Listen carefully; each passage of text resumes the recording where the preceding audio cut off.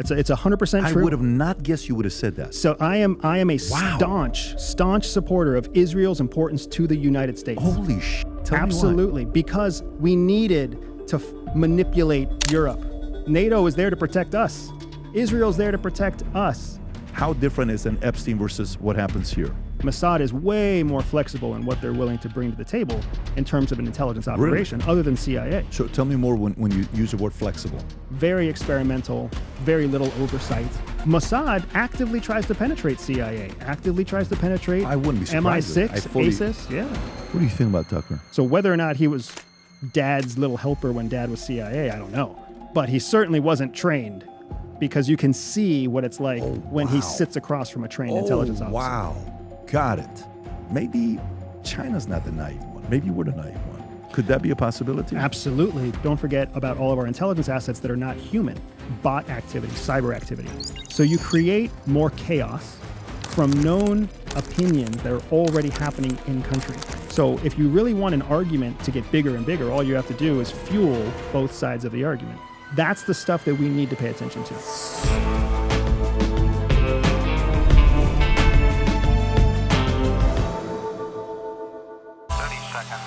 Did you ever think you would make it? I feel I'm supposed to take sweet victory.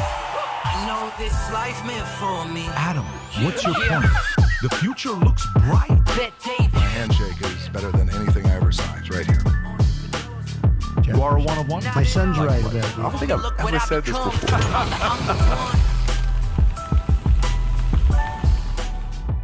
The one and only Andrew Bustamante. What a fucking sick intro, man. How you doing, man? Every time I hear that intro, I'm like, this is so pimp.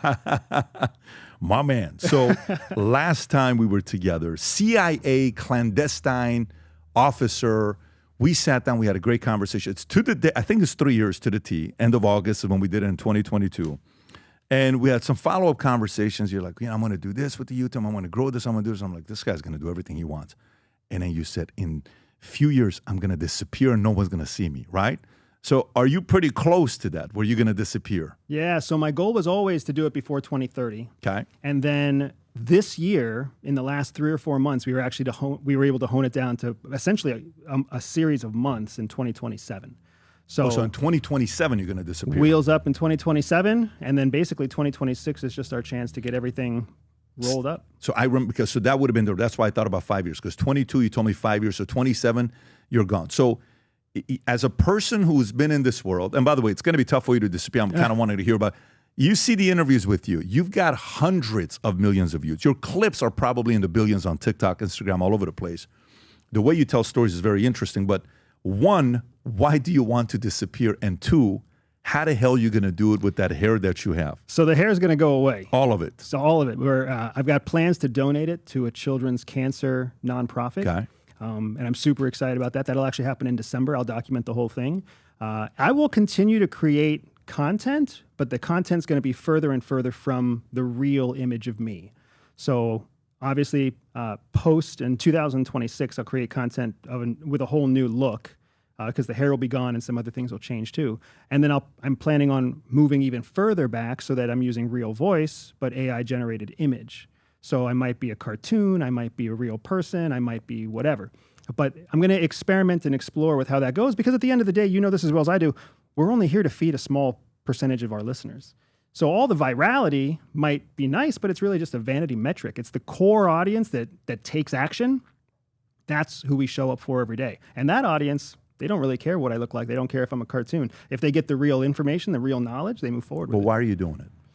2 reasons, right? First, I'm a dad, and that's where I want to put my effort first. And I always promised my wife and myself that while I build Everyday Spy, the company that I run, I'm going to treat it like a baby, right? Treat it like a newborn. But when my kids get to those teenage years, I want to be able to dedicate myself fully to them. My son's 12 right now. He is still very much a kid at heart, but he's going to get to those hard adolescent years, and I want Dad to be there for him first. But you wanting to disappear to no longer be seen so people won't recognize you, why do you want to do that? That's the second reason, because success brings wealth, but not enough wealth to be able to actually protect yourself the most. Wealth like you have, you know what I'm talking about. You can fly private. If you don't want to be seen, you don't have to be seen. You can have people who do things that are cutouts of the actions that you need to take. I can do some of that. Anybody can do some of that, right? We can have shell companies. We can have attorneys that do stuff for us. But I'm not wealthy enough to fly private. So when I fly, I'm still recognized by dozens of people in the airport. They all want to have a conversation. And that's the people who support me. I don't know how many of those people see me and recognize me that don't like me, don't support me. And I'm not going to stop telling the truth as I understand it. So that means the audience that doesn't agree with me and doesn't like me is just going to keep getting bigger. And as I travel with children, as I have to follow certain rules of transparency, it makes me an easier target to reach. So it's got nothing to do with the business that you had, because if CIA wants to find you, they're going to be able to find you. They're not going to have a hard time finding you. And MSS and SVR, every intelligence agency out there can find me in a heartbeat. So your concern isn't any of the intelligence agency. Your concern is the average day-to-day person that doesn't like what you have to say and they disagree with you. That's your concern. It only takes one. That's true. And if there's anything that you learn in the military and the agency, all rights, all opportunity lies with the unknown threat. So as you get more and more unknown threats out there, like the probabilities just continue to grow. So that's interesting you're saying that. So have people come up to you negatively and said some things to you, or nothing yet? I have only had one or two people say anything negative. Right? Okay. It's interesting. Flying into Miami yesterday was the first time that I had a really uncomfortable situation. That was one of our guys. We intentionally did that. But I had a local retired private investigator who interrupted my movie on the plane multiple times, dragging his granddaughter with him to like have a conversation. I was like, I'm trying to politely tell him I don't want to have a conversation. And then after we get off the plane, he's standing there with his family waiting for me to get off the plane to approach me again, trying to pitch his... But respectfully, or he's trying to pitch you something? He's trying to pitch me his private intelligence business. But I mean, respectfully as pushy can be, but still awkward. Yeah, I can see that. So there's a guy in church that every time I go to church, he just waits all the way at the end and says, can you make this video for me? Can you send this to me? Can you do? I'm like, listen, you do this. Like, I want to come here and I don't want to be bothered, but it's becoming challenging. Okay, just a quick thought. When you're on the plane and you're with your family and kids, your radars are up for protection. What do you like to sit? What do you like to look at? What are you aware of? Your surroundings, what do you look at? So we're always within 3 rows of an exit seat. CIA taught me very early on that you've only got 90 seconds to survive in the event of an airplane accident. So you want to be able to get out of your nearest exit within 90 seconds. So for me, I kind of put 20 to 30 seconds maximum to get past a row of people, especially in a panic. So we're always within 3 rows of an exit. My son always takes the window seat. He's the oldest, so he gets the window. My daughter gets the middle seat. I take the aisle seat. My wife is on the opposite aisle from me. And we both know that in the event of an accident, heads are getting stomped on, people are getting pushed. We're not going to play fair to get off the airplane in the event of an accident. In the event of some sort of hostile character on the plane, then my wife knows that I'm going to engage the hostile character and she's going to protect the kids. So we kind of have multiple different disaster scenarios in terms of probability. And you guys have talked about this. Your answer was like this. It wasn't even a hesitation. My wife is a catastrophizer, man. She runs through this stuff and she insists that we have a plan for everything. What was her background? She was a CIA targeter. Oh, it's okay. Got it. Interesting. So that's right. Because when I talked we brought up the Mendes family, right? The husband and wife, the Jonah Mendes and what was his name? Tony Mendes, Anthony Tony Mendes. And then I just met another CIA, John Kiraku, who was here, who also, I think he was married to somebody who was also CIA, dated somebody who was CIA. It seems like that's a pattern where everybody kind of, it's an easier way of doing it. You know the life, let's kind of marry each other. That's exactly it. I mean, we joke at the agency that it's the most expensive dating service in the world. But you put a bunch of fucking high-achieving people together and you make them all work 16-hour days and... You can hook up. Yeah, John said, man, everybody was hooking up with everybody. It was wild what he was talking about. Okay, so I got a bunch of things I'm going to go through with you. I want to talk about, there's some stuff going on with Nick Fuentes, with Tucker Carlson, Candace, who's a Fed. Peter Thiel report about he's a Fed, J.D. Vance, what happened there. There's all these interesting stories that are coming out. And then some of the stuff that happened with intelligence this year so far. But before I go into these stories that we have, Trump just said something today about him wanting to go after Schiff and Hillary Clinton with the RussiaGate hoax. And then there's also the Epstein stuff that's going on that a lot of people are talking about. I want to hear what you have to say about it. But I want to go to something else. So CIA, Andrew, so guy calls me. He says, Pat, I'm being offered to be part of CIA to give intel, okay? He's in a niche industry that a lot of people have access to him, and he meets a lot of people. Think money, finance, you're in front of a lot of different interesting people. Why is that appealing to somebody like him to say, yes, I want to do this job, versus what is the risk for him to say, never, ever work with the CIA, even if they're trying to use you for a project like that? U.S. citizen, right? U.S. citizen. So this is, it's such a hard question, because even when we're at CIA and we're briefed on these operations, it's really hard to understand why the fuck somebody would say yes. It's so nonsensical to say yes to be an American citizen that works for the CIA, that supports as an asset the CIA, because the bureaucracy is horrible when you're a badged officer of CIA, a blue badged officer. It's even worse when you're a U.S. citizen that's encrypted, that's under layers of confidentiality and compartmentalization. But people say yes, and there's two big reasons why people say yes. One, they truly believe in helping America. Like legit, real blue blood, red blood Americans. And they do it a lot, Pat. It's fucking amazing. Because if CIA were to call me, the only reason I would say yes is because I worked for them in the past. But if I was a $100 million business owner and CIA said they want me to report, I'd be like, no. How are you guys going to keep my information safe? How are you going to keep my business safe? I've spent my whole life building this thing for you guys to piss away in one bad phone call. But they say yes. They say yes, and then oftentimes what ends up happening is the average lifespan for a CIA asset is about 5 years. We say that's their useful reporting life, not their physical life. Because within 5 years, CIA fucks up somehow. They leak their information, they don't brief the right office, and then an internal investigation takes suit, and some FBI person barges through your office door and arrests you on suspicion of working with Russians. And then it's not until you get into an interrogation room where you're like, I'm only talking to the Russians because CIA's paying me to talk to the Russians. And then that whole fucking debacle blows up, and it's a mess. It's a mess because government compartmentalizes so heavily. The second reason why people do it is because they believe CIA is going to help them somehow. Help them close a deal, help them get intel, help them get something on their competitor. That's the last thing you would think about. If and you're going to do it, they're never going to do it. Okay, but let's go with that. Where am I going with this? So you think about stories like an Epstein. Okay, so when I say intel, of course I think CIA. But you have Mossad, you have MI6, you talk highly of India. I think with India's intelligence, I've never heard about India until you're starting to really speak, or you're bringing some attention to it. But if a person like an Epstein, okay, where you hear stories about this guy on what things he's been involved with, you go back history at this point, people know that him and Bill Barr went to a school together. I don't know if you knew this or not. They went to school together many, many years ago as kids. And then one of the people from that school is who later on came back and brought Jeffrey Epstein to be a math teacher, even though he didn't have the degree for it, and he kind of grows up to be who he is today. But the story with how he made his money, how he got his connection, his tie to Robert Maxwell, Robert Maxwell's tie back to Mossad, Ghislaine Maxwell, who was trained by her father, and Robert Maxwell being a big media mogul person.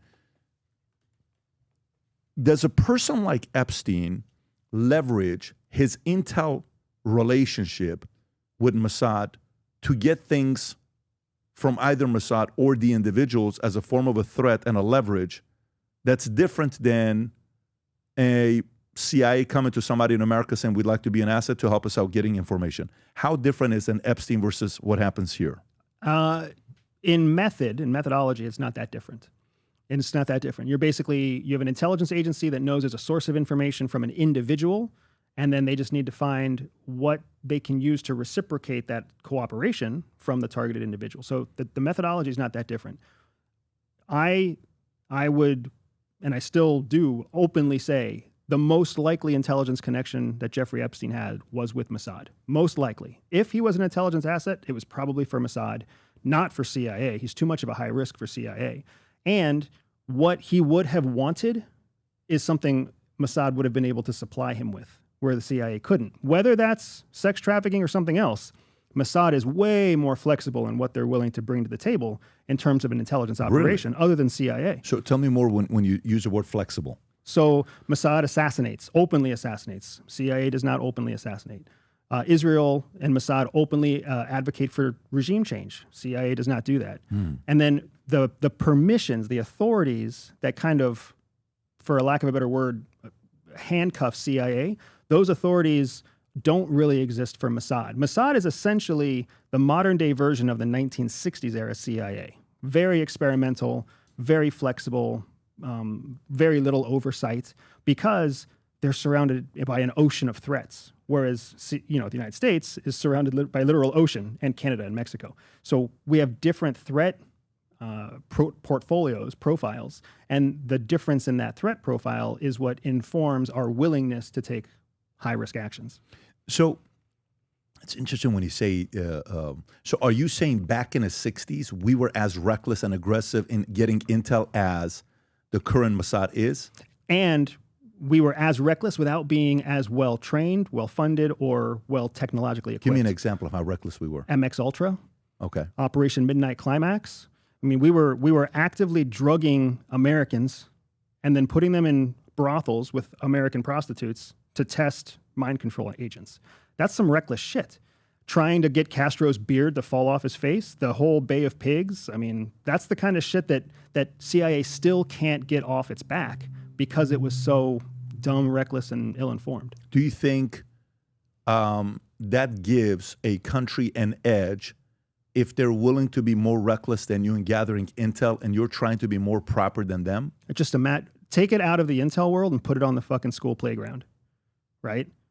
Which bully is likely to not get muscled around? The one that will go crazy when you approach him, or the one who's trying to play by the rules? No question about it. The no reckless question. one, yeah. And that's exactly why it works. Who knows this? All of the Five Eyes being the 5 Western intelligence agencies that cooperate the closest, Canada, America, UK, Australia, New Zealand, all of the Five Eyes know Mossad is the most risk-tolerant and most aggressive of intelligence agencies.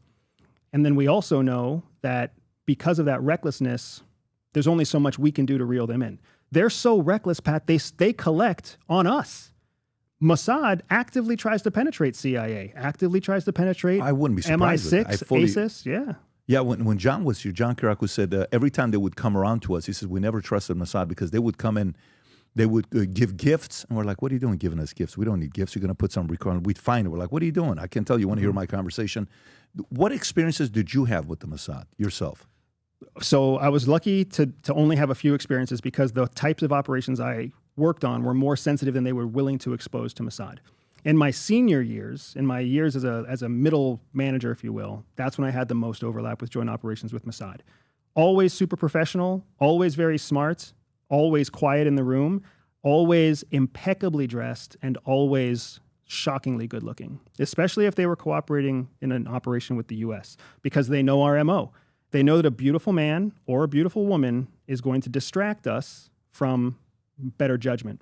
And that's one of the things that we're briefed on before we operate with Mossad. We're like, hey, just expect a bombshell to walk in and expect that they put that bombshell there for a reason.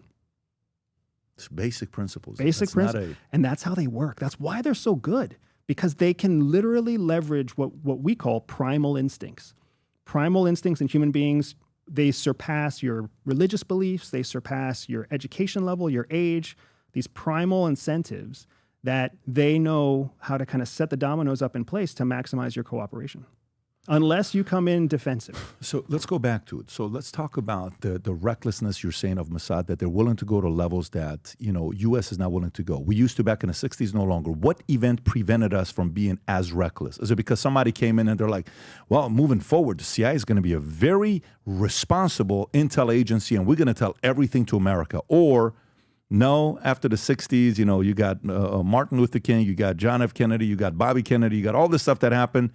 Their reputation dropped. Let's find a way to fix this. What was the reasoning why we went more safer than being reckless? September 11th, 2001. So not even 60. So you're coming straight to 01. 01. When CIA and FBI failed to collaborate effectively to prevent 9/11, when that happened, the Congress stepped in and created heavy oversight for both intelligence agencies. The 9/11 Commission that was completed in 2003 basically outlined how the intelligence agencies were forced to cooperate, forced to grow, how their budget and their operations were going to be strictly pursued and overseen by a group in the Congress, and how everything would have to get briefed up through the executive branch. That transformed CIA. So they finally had oversight. So prior to that, what was oversight?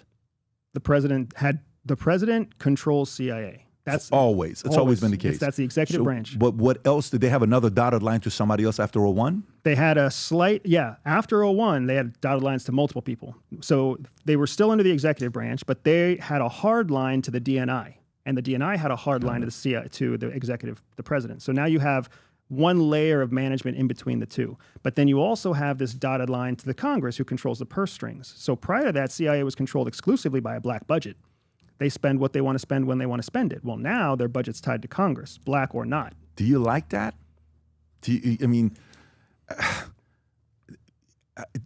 you think there needs to be a department that nobody knows about, especially when we're dealing with the types of actors in the world today, that if they're going to have no rules and they're going to be reckless, we're going to play by the rules. We're going to get our asses handed to us. And that's my concern, man. I look at this situation, and it's kind of fucked both ways. If you take away oversight to CIA, you run the risk of a politicized, weaponized CIA doing whatever the hell it wants to do. And that goes for anybody else. That goes for IRS for all we care, right? But if you give increasing permissions and oversight to CIA to be more activist, more risk tolerant, then you kind of invite more pain, more public damage, more loss of reputation in the international space. So it's a hard place to be right now, but you're asking the right questions. We, the American people, should be asking these questions. Right now, we're outsourcing these questions to whoever sits in Congress. Yeah, I don't trust that. So the recklessness, you said after 60s. So are you saying, were we still reckless in the 90s? We were still without supervision in the 90s, which is a big part of why you started to see, like the Hutus and Tutsis took over. So the 9/11 event that took place, whether we were more reckless or not, that couldn't have been prevented, is what you're saying. 100% could have been prevented. If what? If there would have been, this is the argument in the 9/11 Commission, if CIA and FBI would have been forced to work together, 9/11 would have been avoided. And they say that because when in retrospect, they collected all of the intelligence in both agencies and looked at it from 2001 to 2003, they saw that the fulsome profile of both intelligence collection efforts would have prevented the time, the place, and the personas involved. But because FBI was sending messages to CIA, CIA was ignoring them. CIA was sending messages to FBI, FBI was ignoring them. They're using two different systems. They're speaking in different languages. They have different encryptions for the same sources. All of this chaos resulted in the most important stuff just sitting in the printer. Did we communicate better in the 50s and 60s, CIA and FBI, versus in the 90s? No, but they had a greater chasm between responsibilities. So inside United States, FBI, outside the United States, CIA. Law enforcement, FBI, or foreign intelligence, CIA. Sabotage, CIA. Drug research, drug investigation, CIA. It started to get kind of conflagrated, I think the word is, confused in the 90s and into the early 2000s. Yeah, so this I don't know. The level of recklessness of Israel till today, who holds them accountable? What is their level of recklessness they can go to where a commission comes in and say, tribunal, hey, listen, time out. What are we doing here? Is there anybody that holds all the intel agencies worldwide accountable, or there's really? That was what they hoped would come about from the UN, that there would be some kind of global organization that we would all voluntarily submit ourselves to, and then we would follow that rule. It was actually Clinton who refused to let the United States fall under the jurisdiction of the UN's court, the criminal court. So after he set that precedent, Israel followed, China followed, Russia followed. And that's why we find ourselves where we are now, where basically anything goes if you're a strong enough, brave enough leader. Yeah, I mean, for me, I wouldn't want to be under UN because I don't even trust UN. UN's going to be having favorites. So no matter what it is, bias is there no matter who you are. To believe that a person is going to be 100%. Walter Cronkite was the most unbiased. Stop it. He was a liberal. He still had his own bias, right? All of us have it. So the sooner I know what your biases are and what mine are, the sooner I'm like, yeah, I totally get it. We were talking about, 3 years ago about you coming here doing something. You remember that conversation we had? My biggest thing was you had a timeline. And then, okay, we do the show, we grow it, it gets millions of subscribers, and then somebody else to come after you. Ain't nobody going to be able to want to hear anybody else but you. I'm like, no, that's not. I'm not. You go do your thing. We had that conversation, and I've recommended you to God knows how many people because I think you're phenomenal at what you do. But everybody has a bias. Spouse, husband, wife, kids, everybody has some of it. And then you have the character and the trust. But going back to this, I'm kind of glad we're not under the UN jurisdiction. And that's what kills us, right? Would you want to do that? No. Personally, it makes complete sense. But what happens is when you look at what's happening in the headlines, and then you put mass opinion on top of what's happening, that mass opinion sometimes drones out the other more rational thought process, right? So you've got all these people who are like, oh, America committed war crimes invading Afghanistan and Iraq. According to war crime legal definition, yeah, we did. All war is illegal according to the war definition. That doesn't stop wars from happening. So who are you going to be? The one that gets invaded or the one that does the invading? I mean, if you kind of look at it as a binary personal decision, it makes total sense. But our enemies and our own internal politics have made it so that people start to think that somehow a more cooperative world is better for us. When that is a problem that only the richest, wealthiest, healthiest people get to have. Because when you're not the richest, the wealthiest, and the healthiest, you don't want to be. Of course. Yeah, you don't. They want it, right? They want Exactly. it because the more order, the less chance somebody's going to take them out, right? Correct. So you want that order to be in place, but sometimes you need chaos to be able to move up as well, right? If you don't have the bit of the chaotic situation, how do I come up as a small market? So let's stay on this. Let's stay on this with the recklessness that they still have today versus we don't have today. Okay. If we chose to go be as reckless as them, and we get to a point where the CIA is like, look, what do you guys want to do? We keep going like this. Look what they're doing. They're getting involved. They have control over us. I'm not playing by the rules. You guys can't bully me. I'm going to come in. I'm going to own a bunch of your Congress folks. I'm going to give them a bunch of money. I'm going to use different NGOs, charities, APAC, whatever you want to call it. Trust me, I'm going to get that control over a lot of your guys here. And because I can do that, I'm not doing anything illegal. Everything I'm going by the books. Yeah, maybe I'll use some of the methods that's going to be a little bit crazy. And for us, we're trying to be very much amicable and very much, following by the rules and let's report everything the proper way. It's a chaotic situation on how you manage that specific relationship with another intel agency that can break the rules and do whatever they want to do. And the thing is, you're not trying to manage the relationship. In reality, what you're trying to do is leverage the relationship for your own benefit. That's the real reason intelligence. Is that what we do? That's why intelligence agencies cooperate. The problem is then it becomes a game of which intelligence officers are more skilled, can move fastest, and can make the bigger promise. And that's where we start to shoot ourselves in the foot again. United States sits at the table in a joint intelligence subcommittee with the Mexicans, which is happening right now to fight cartels, right? In a situation like that, we bring the bigger budget, we bring the bigger weapons, we bring the better recon infrastructure. Mm-hmm. The Mexicans are going to listen to us. They're going to do what we want them to do, and we're going to get lots of access into their agencies. That's a good thing. That's a win. But flip the ticket.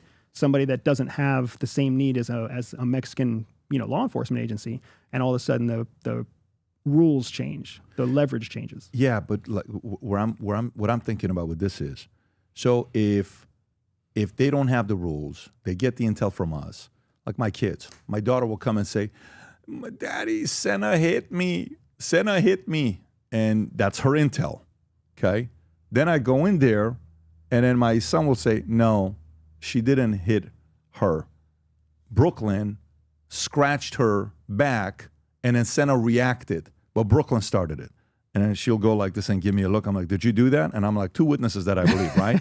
So then the question becomes, what if we rely on them for intel, but they come and give us whatever intel that they want us to know, but not the full intel, that makes us overreact, but we have to trust the intel because we can't go to another person that was a witness to say, "Nah, that's not really the full story. This is the real full story." How do you inspect the intel that's being given to you that doesn't have another person holding them accountable? And you're right on the money with the question. We have a process that we have called the corroboration of intelligence. Corroboration of intelligence. So when an intel report comes in, that is a single sourced intel report. We're looking for corroborating intelligence, a second intel report that says the same thing or nearly the same thing as the first intelligence report, but from a completely separate source. When you have corroboration, that's the two witnesses that you trust. That also lets you know if the first source or the second source is being honest, because if you have information that's not corroborating and they both say they're telling the truth, you have reason to doubt them both.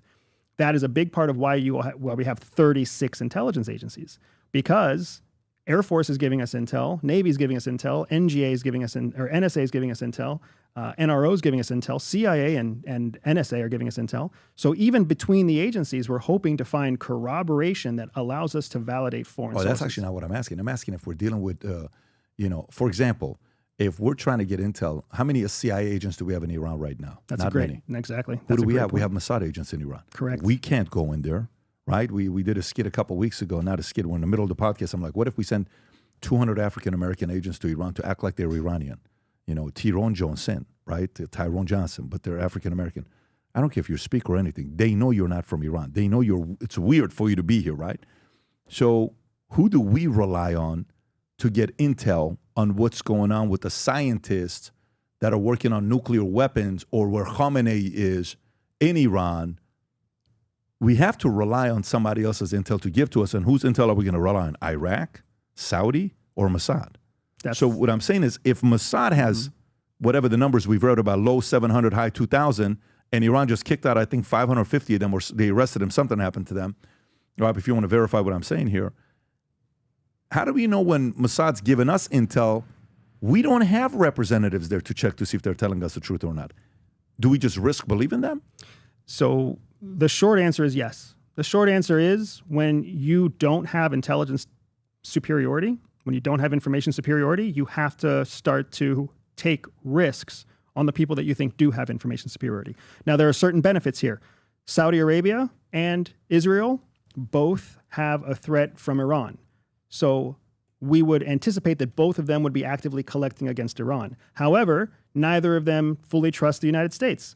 So we're going to be getting groomed intelligence from both of them, meaning it's going to be shaped for what they want us to know, but it's still an opportunity for us to see if one or the other is saying the same thing or something different. Plus, don't forget about all of our intelligence assets that are not human, right? SIGINT collection, satellite connection, open source collection. There's lots of other collection efforts besides just human beings on the ground that we can use to collect intelligence. So we're now trying to find whether or not the SIGINT corroborates the Saudi report. Tell me about the SIGINT. Tell me about all the three. So what I'm talking about are human sources coming from 2 allied countries, and then a third signals intelligence that's coming from NSA. Because NSA collects signals worldwide. Everywhere. Okay. So you don't have to be there to get that. And then you said, what was the other 2? SIGINT, and then? So there's SIGINT, there's open source information. Those are all the analysts that can pull things in foreign languages, in English language, academic sources, et cetera, and then start to cross-reference to see what intelligence you can derive from open source information. Okay, but if we're getting it from Mossad and we're not there, just a question for you. Human Rights reported that 530 people across Iran that were violating espionage Israeli Mossad. So this was June 13, 2025, 530 that they found that they were going through, and they detained a bunch of these guys. But if Mossad gives us the intel, how many CIA agents does America currently physical have in Iran right now? I don't know the answer. If I knew the answer, it would be classified. But I will say that my assessment, less than what fit on 2 hands. Damn. Iran, Russia, China, North Korea, your sophisticated or rather your most rogue nations have been systematically kicking Americans out, hunting down anybody who even looks like an asset, and then publicly punishing these people to further instigate and protect themselves against people turning against their country for a long time. Now you'll see, and I mean, it's fantastic if you do a quick search, you'll see the kind of commercials that CIA, China, Russia, and MI6 are putting out there to try to get people to volunteer. The reason those things don't work very well is because your next door neighbor just got arrested because they think he's an American spy. And then you on the internet see a CIA commercial says, hey, become an American spy. And you're like, fuck no, I just saw what happened to my neighbor. I can hate the regime all day long without talking to you. What do we, like, let's just say it's Russia or Iran, and somebody reaches out, right? And China, somebody reaches out. What do we give in return for them to give intel? So you're talking about so the Russia ad, right? Right. The Russia ad that you have, and it tells the story. It's very emotional, by the way. Remember back in the days when your father and he went through this, and now you have this. Do it for your country, like these China ads, these Russia ads that they do. Okay, so I want to give intel. What is that Iranian, that Russian, that Chinese person that's sick of their own country? What do they get in return? This is a lot like our conversation about why would an American support CIA. A huge chunk of their motivation is that they believe they're doing the right thing. They'll take the risk believing they're doing the right thing. Now, America never wants that. You always want to have leverage. So we try to find a leverage point. Is that leverage point money? Is that leverage point, medicine? Is that leverage point a visa to get your family out of the country? We look at all of those options, but we have to give something right away. One of the reasons I really don't like Bitcoin is because Bitcoin has become the currency of choice for espionage around the world. If you're a North Korean trying to recruit an American scientists, you're going to pay them in Bitcoin. Well, if you're a Chinese person trying to report to American intelligence, you're probably also getting paid in Bitcoin. In a way, I know this is not the answer you're probably expecting to hear from me. In a way, that's good, because there is a way to give something that if you do this and it's real, we can send half a Bitcoin, or we can send a Bitcoin over to you, and it's decentralized, so it can't be fully tracked of where it's coming from. Correct. So part of that is good, but the other part of it is, when you were in the CIA, and you don't need to give this answer, I'm just trying to see if you knew it. Would you guys all know how many actual officers were in any country at any given time? Did you guys know that? Only for the short answer is yes, for the area of responsibility we were working in.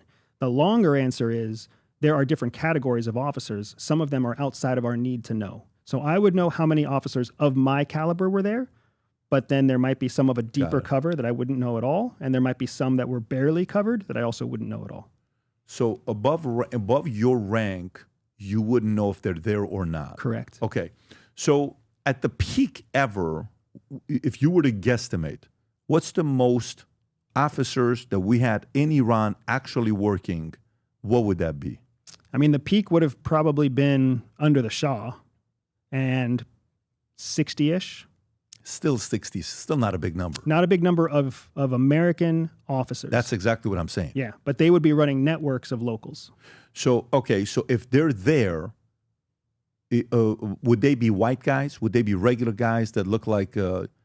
They could be. They would be basically whatever the United States was hiring at CIA, which was predominantly Caucasian back then, but there could have been women, there could have been blacks, there could have been Asians that were also recruited by CIA at the time. So it's not like they're going and finding American, Iranian, Iraqi, whatever, to be able to leverage them to send them there. Correct. If anything, they're trying to avoid that because of the instant suspicion. So what is the population right now of Americans living in Iran today?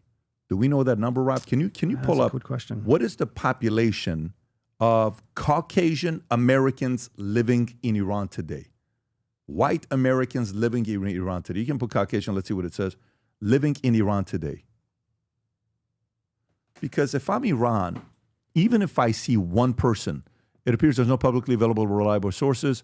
Although exact numbers are not published, past estimates suggest that thousands of U.S. citizens, including expats, dual national students, and business professionals reside or stay in Iran, often intermittently. In mid-2025, during the rising tension, State Department issued this. I remember this one, the whole one. This is recent.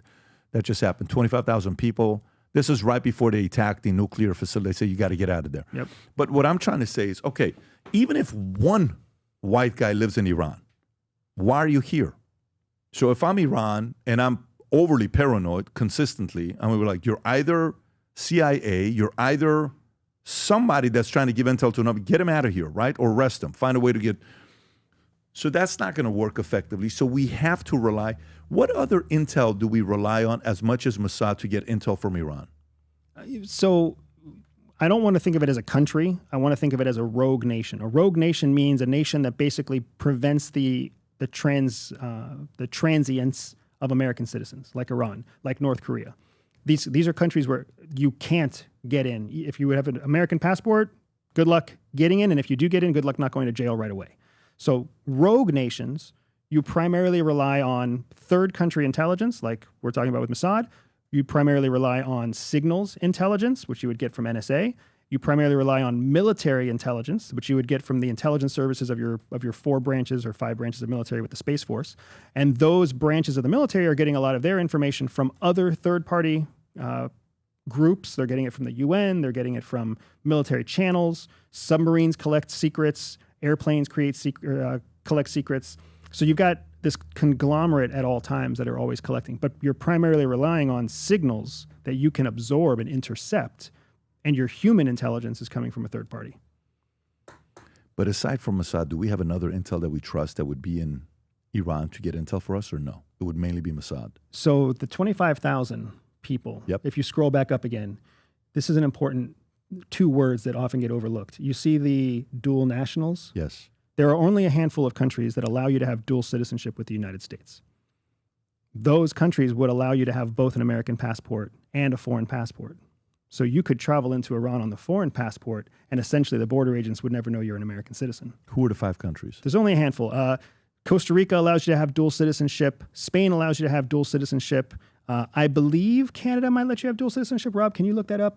Thank you. What countries allow Americans to have dual citizenship? Israel is one of them. There you go. Canada, Mexico, many in Latin America.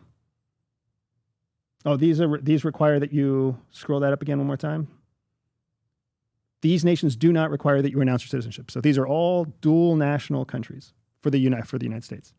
Okay, and then if you go lower, Rob, where is Israel on that list? Because a lot of the criticism that a lot of there it is, long-term grants, go a little bit lower, Rob. Countries that allow it only in limited circumstances: Japan, Singapore. Countries that generally do not allow dual citizenship. Let's see this list real quick. China, India, Saudi, UAE, Qatar, Indonesia, Malaysia. Where is Iran on this list, by the way?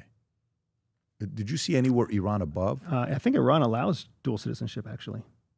There it is. So scroll up to section 1, sir. No, I don't see it under Asia Pacific. I didn't see it under Middle East either. So this is not all encompassing. There's 160 something countries. So this is not every country. Iran does not formally recognize dual citizenship. Under Iranian law, anyone who is considered Iran citizen is treated solely as an Iranian citizen while in Iran, even if they hold another passport. The dual citizenship isn't legally acknowledged. Iran will not provide consular access to dual nationals from their country while in Iran.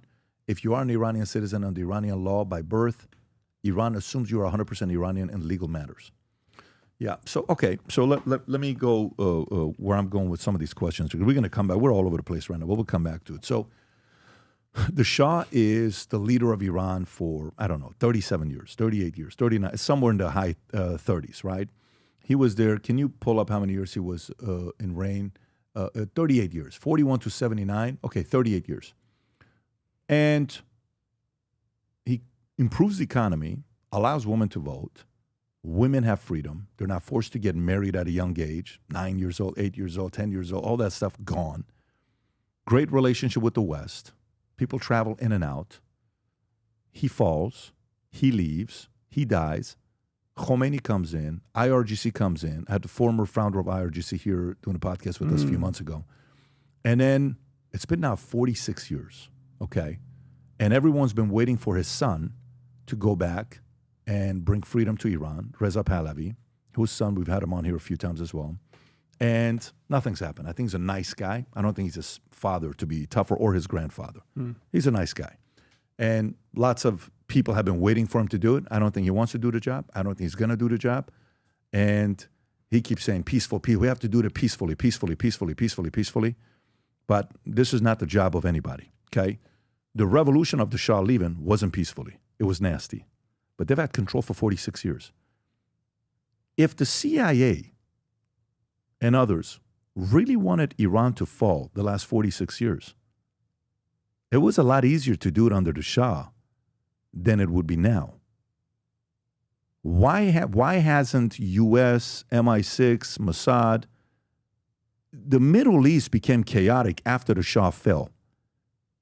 If we keep hearing these stories about, let me tell you, what's the word I'm looking for, that they got involved to create a coup, and whatever the word is.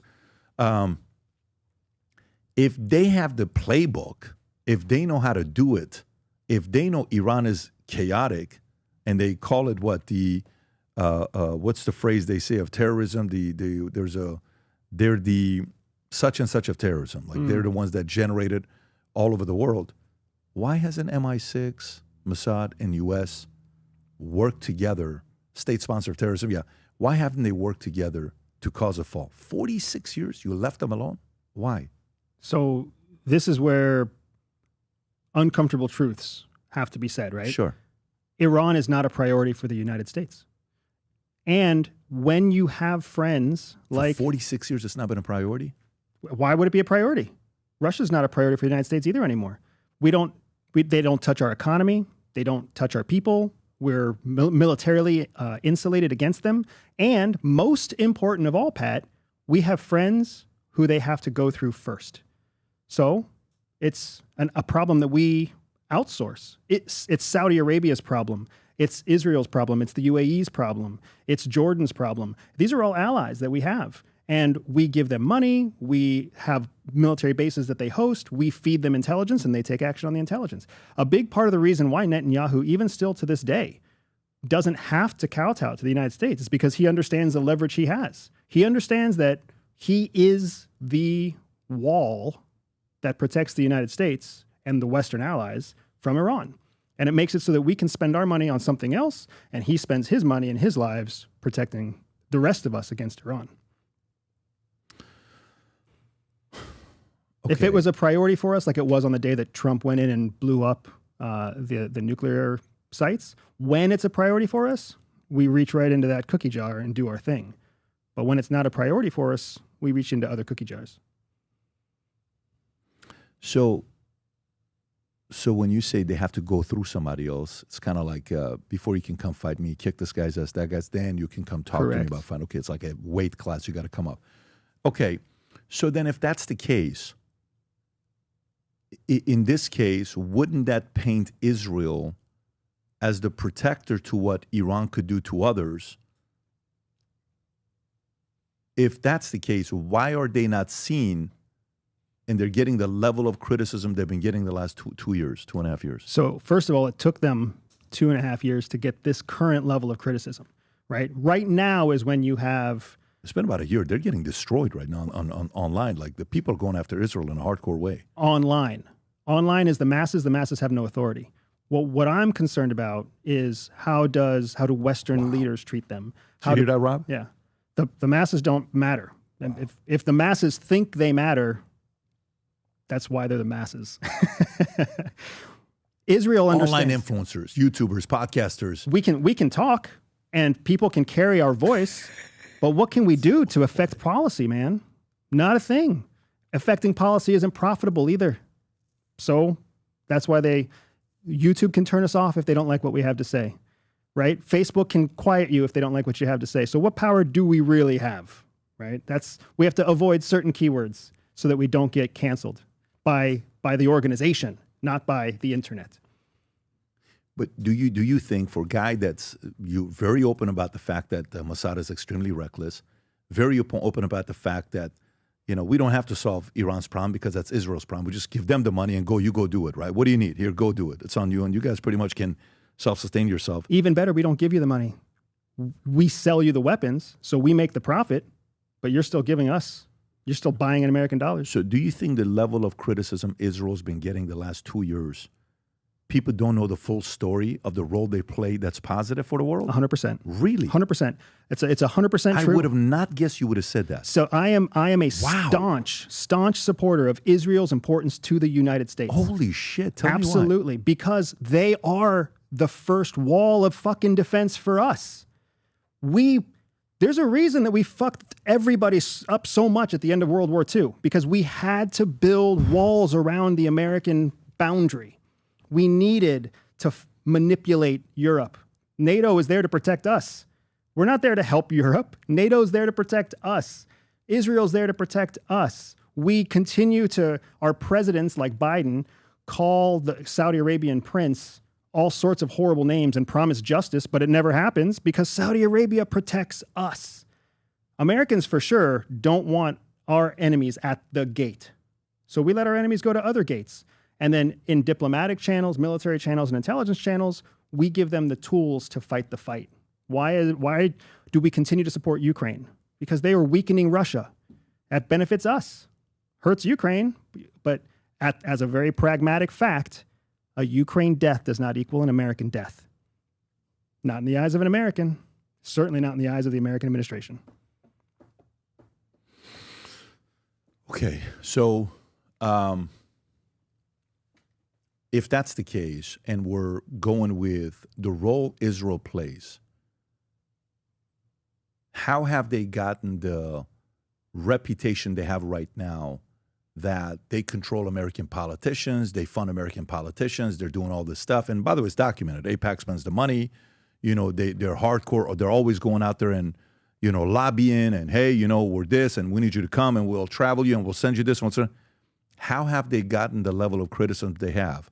And why isn't half the market believing them? They're like, nah, I'm not with you. I think you guys are, you know, Trump is a puppet to Bibi and Israel, all this stuff that you start to hear. So a big part of that is because Israel doesn't trust us. They know we have set them up to take bullets instead of our people.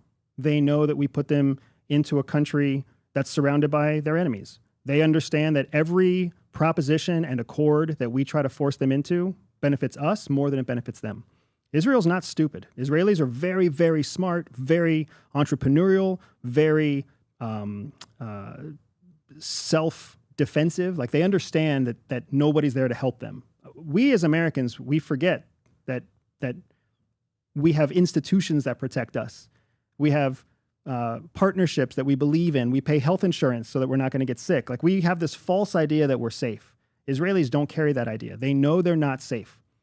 So they do whatever it takes to get them just an inch more of security. So they reach back into the United States and they do lobby for what they believe in. And they do try to take advantage of markets when they can and leverage relationships when they can. I mean, there's this phenomenal book called Thou Shalt Prosper, written by a rabbi about why business benefits from these five principles of Hebrew, of Judaism. Phenomenal book. Every business leader should read this book. But in that, he very clearly lays out how the traditional beliefs of Judaism translate directly to business benefit. And the same thing, I guarantee you, applies in some other book to political benefit. Yeah, that is okay. So they know that we set them up. When you're saying we set them up, where else could have given them their land? That's by Jerusalem. So it's not like it's a setup, right? That was the location. That's what you're getting. We didn't have to help you. We helped you. You got the land. You're grateful. Explain to me the setup part, because I don't understand why they would think that we set them up for failure. I don't think they think we set them up for failure. I think they know that they can't trust us fully. I think they know that. Tell me why they don't trust us. Same reason Taiwan doesn't trust us. Why?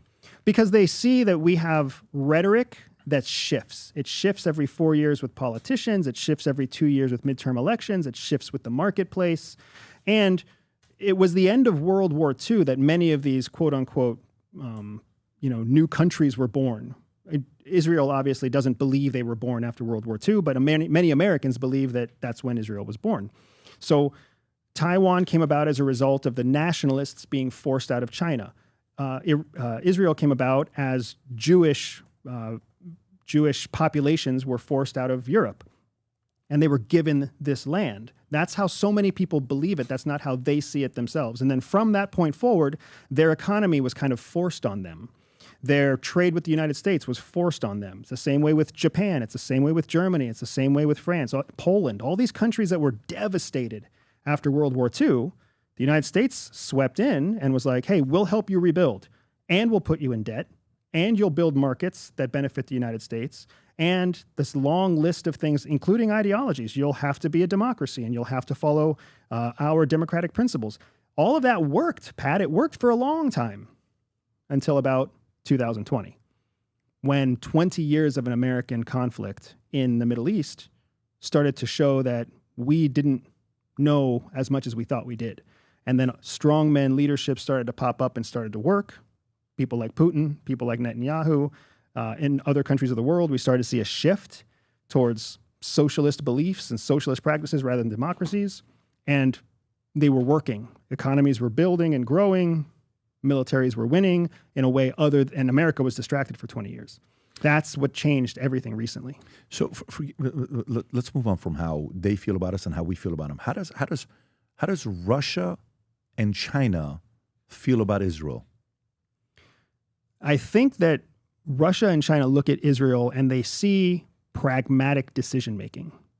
And that is something that our adversaries appreciate because there's no ideology involved there.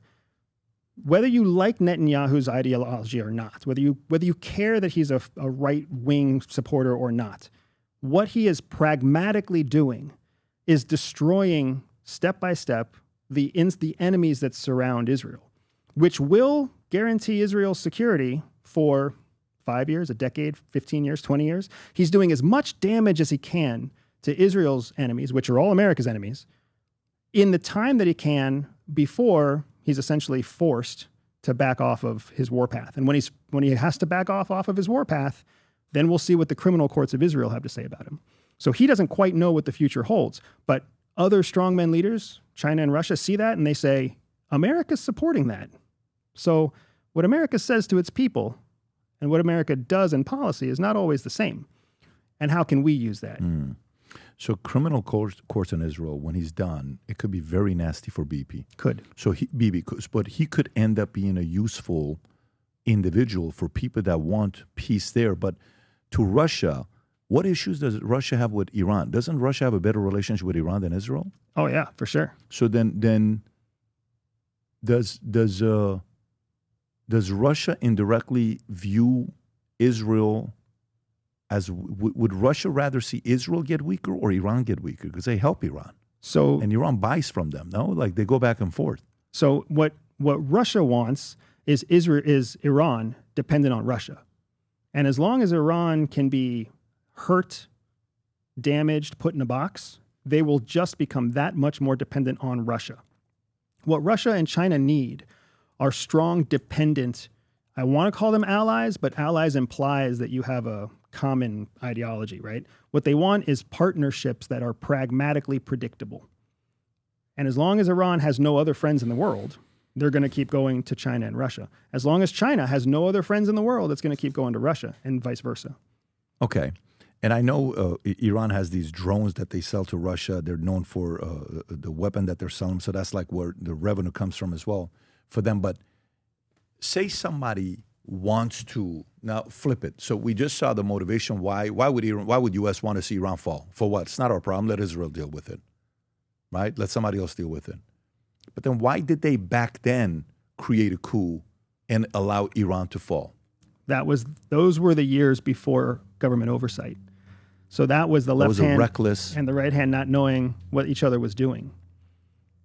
And so Kissinger promised Shah that they would help and that they would allow him to use the hospitals and all this other stuff.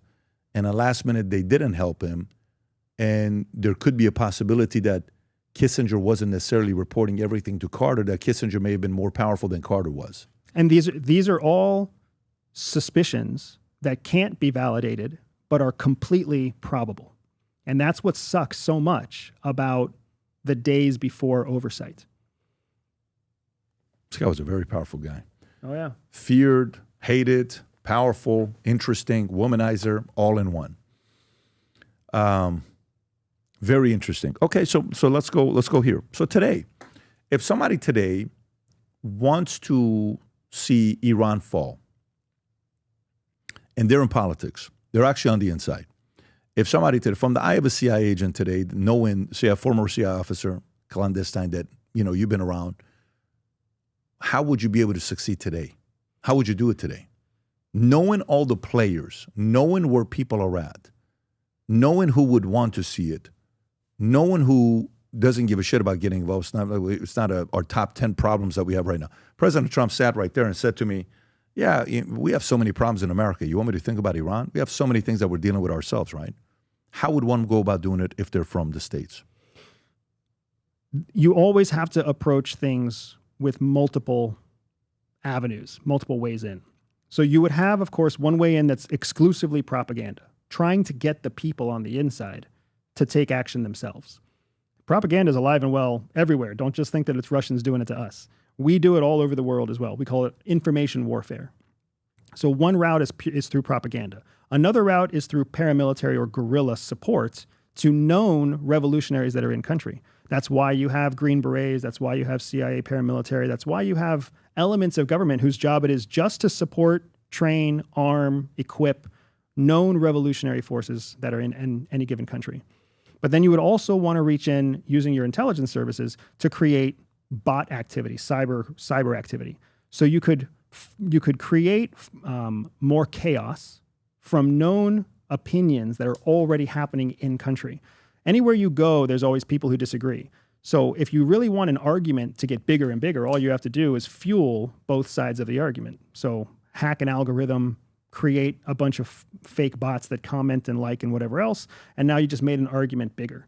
So you have all three of those elements before you start talking about foreign intelligence partners that do have reach into that country. And when you have a foreign intelligence partner who has reach into that country, sometimes it's just a matter of paying them for operations. Sometimes they already have their own national security policy they're trying to execute, and you can support that national security policy. So there's lots of ways to reach in. But the thing that's so frustrating about Iran specifically is nothing seems to be funded and supported for a long enough period of time to make real progress. All four of those efforts happen, but then they're turned off, they're turned up, they're turned down. All sorts of changes happen all the time. And especially for professional intelligence officers, current and former, who have been Iran watchers, it drives them crazy. It drives them crazy because they see success, and then there's protests, and then they hope that someone's going to continue to fund operations that advance the protests, and then they don't. Or they hope that there's going to be some kind of effort to swoop in and do something else, and there isn't. And then you've also got instances like the B-2 bombing raid that happened that incurred into Iran. A one-time attack like that, that's just a big muscle flex. That's not strategic or tactical benefit for a long-term operation. So, in other words, in order for it to happen, it's not going to be a peaceful one. No. It would be a very nasty one. If it was peaceful, I'd be shocked. It would require somebody to die of natural causes, somebody else not to step up to the plate to take over when Khomeini dies, and then everybody else to just agree to elections. I will say one thing that shocked all of us was when the least likely president was elected, right? I don't know how to say his name, but when the current president was elected, nobody saw that coming. Raisi? Who is the current president? Yeah, it starts with a P. Oh, yes. Pezeshkian. Right? Here's a guy He was just on Tucker 4 weeks ago. But pro bull markets, minority, did not win the majority, no one expected him to win the majority vote, except that so few people voted. He ended up elected. In contrast with the religious leadership. So this guy is an example of letting these three arms of espionage work, letting covert influence and rebellion and everything, letting natural things foment can cause change. But then this guy got screwed when we bombed Iran, because now all of a sudden he has to choose between supporting the U.S. or supporting Iran. Of course, he's going to support Iran.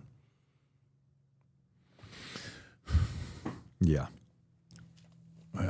We'll see. I thought it was close at one point, but there wasn't enough momentum, and too many people wanted to play nice. And I don't think playing nice would have gotten the job done. And the only time I ever saw Trump flinch, not even flinch, but like a little bit nervous, was the day when they attacked those three facilities, when he walked up with himself, Vance, and Hexet, maybe Rubio next to him as well. It's the shortest. It's the first time he ever said, God bless, hopefully God is looking over us. Never saw him talk like that. He seemed a little bit nervous. Okay, I figured you'd get a kick out of this. So I've been trying to buy this property for 3.5 years, okay? 11 acres on the airport, all this stuff. So one day, I find out locally that this was the old CIA DOD property where Oliver North sold, when they were going back and forth with the weapons, Iran-Contra, this is the land. Wow. Yeah. So we buy the property. After we buy the property, the director of the airport comes up. He says, we've been trying to buy this property. I said, I didn't know that. I said, why are you trying to buy it? Well, nobody wants this property to be in a civilian's hand. He says, how much you know about this property? I said, I've heard a lot of stuff, but I don't know what's what. He said, what have you heard? It's like me and 4 of their people and then my executive team. And I'm like, I've heard some weird things. Well, tell us what you've heard. Is it true that this was the CIA property and DOD and they would do a bunch of things? He says, all of that is true and then some. I said, really? Yeah. He says, when we used to call, back in the days when they used to call,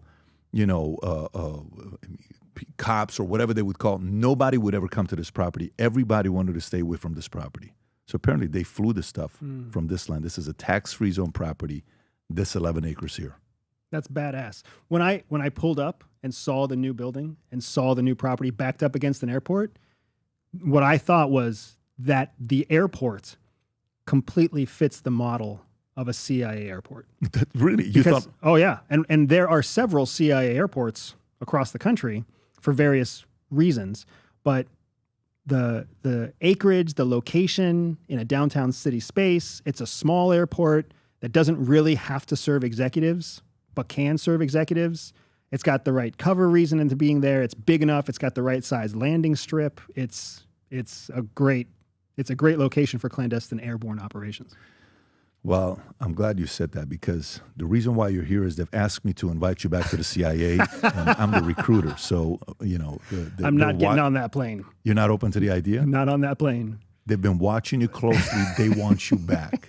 You're not open to it. Because if I get on a plane in fucking Florida, man, in like 20 minutes, I'm no longer on American soil. So then they can do something to you. Exactly. All right. Well, I guess that offer is off the table, man. I was going to give it to you, but you rejected it. Folks, now he's not interested.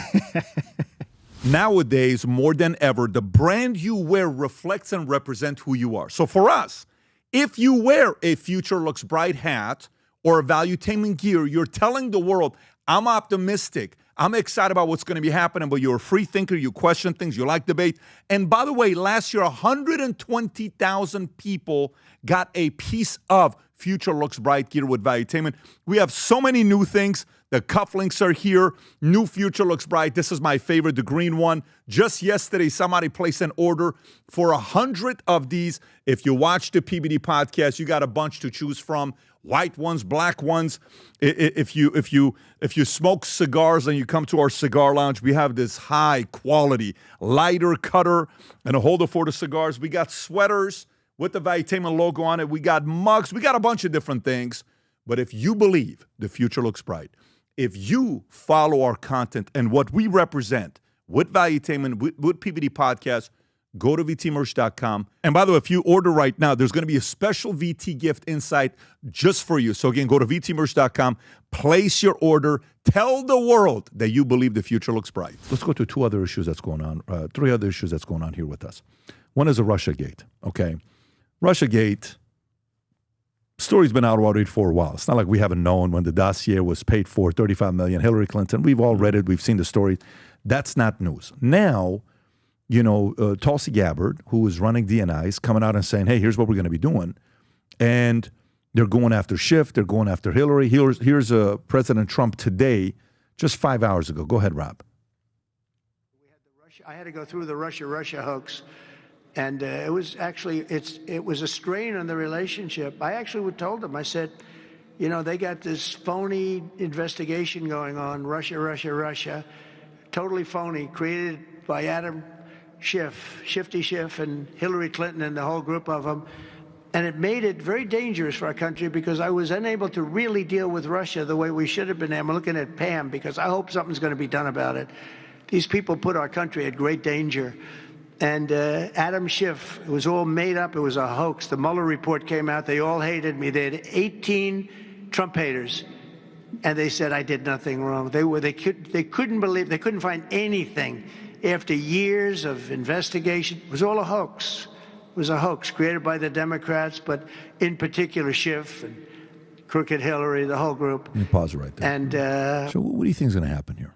You think, I mean, at this point, people know, right? Obama knew all along. We got the reports that shows that Obama knew this was going on, and he kind of looked the other way, and he allowed it to happen. What level of accountability do you think will happen here? This is tricky. So, unfortunately, we are dealing with an issue that will always have information that's confidential, that's classified. We're not ever going to know what they know.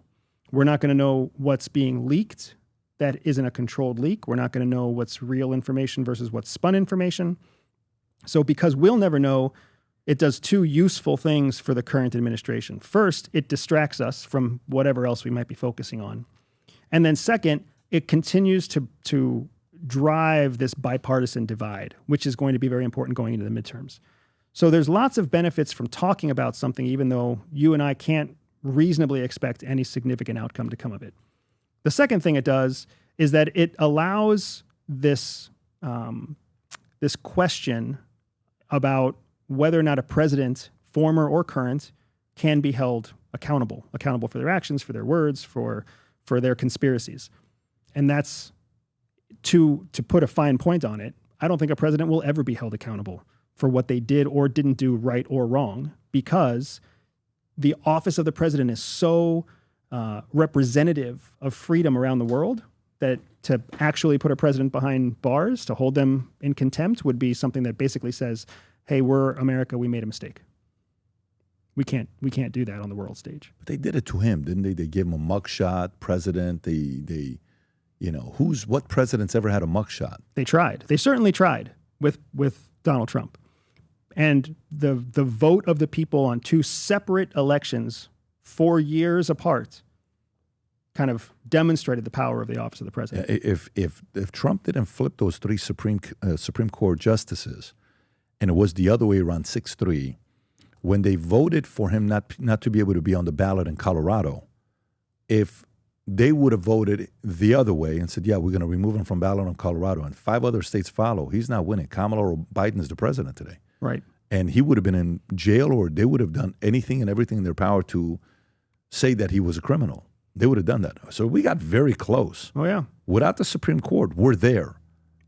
It's at its core, you're right, but there's also other levels that have to, essentially other dominoes that are smaller dominoes that also have to fall into place.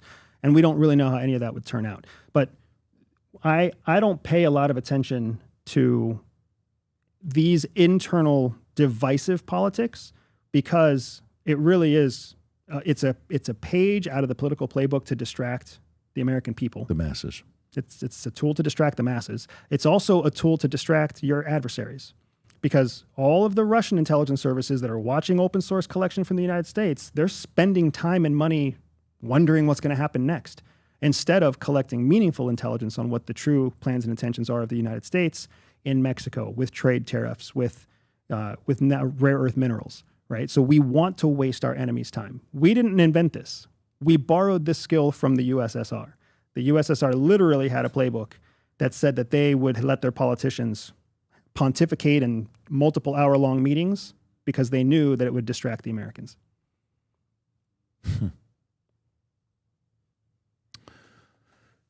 Got it. So you don't think there's anything there, and not that Trump may be doing something to play everybody else into going in and seeing what's going to happen. What's that? Rudy Giuliani says Obama will invoke presidential immunity over the Russia hoax investigation, but here's one little problem that could lead to an indictment. You're not immune from the rest of your life as a president.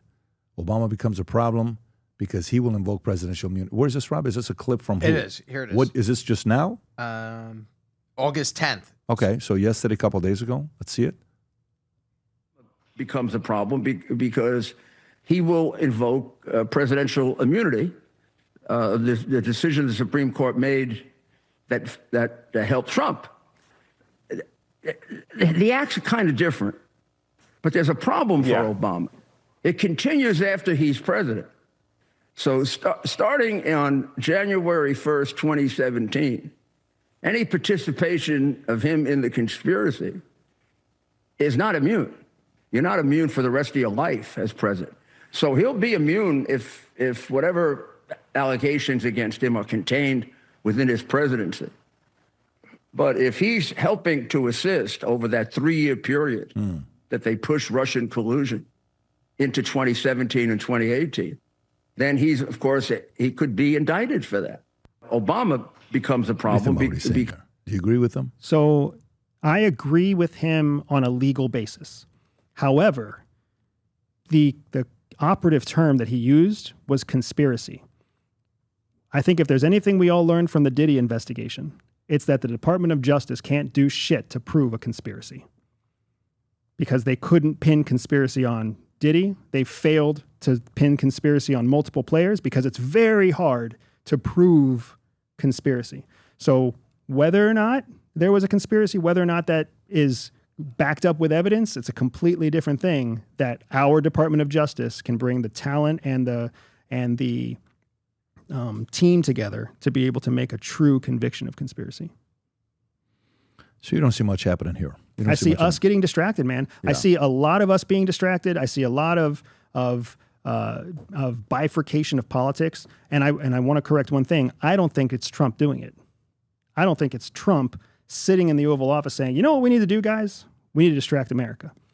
I think it's his PR department. I think it's the people who are trying to make sure that the Republicans are still in a good position for the midterms. I think there's all sorts of advisors who are like, we need to do something to get the eyes and ears and get all the clicks off of. But a strategic way of telling Trump to protect him, or because somebody else that's the establishment is telling the PR people to tell the president to say this because they want to distract others. Like, is it direct or indirect? It's direct. Oh, it's direct. So he knows that it's not a negative.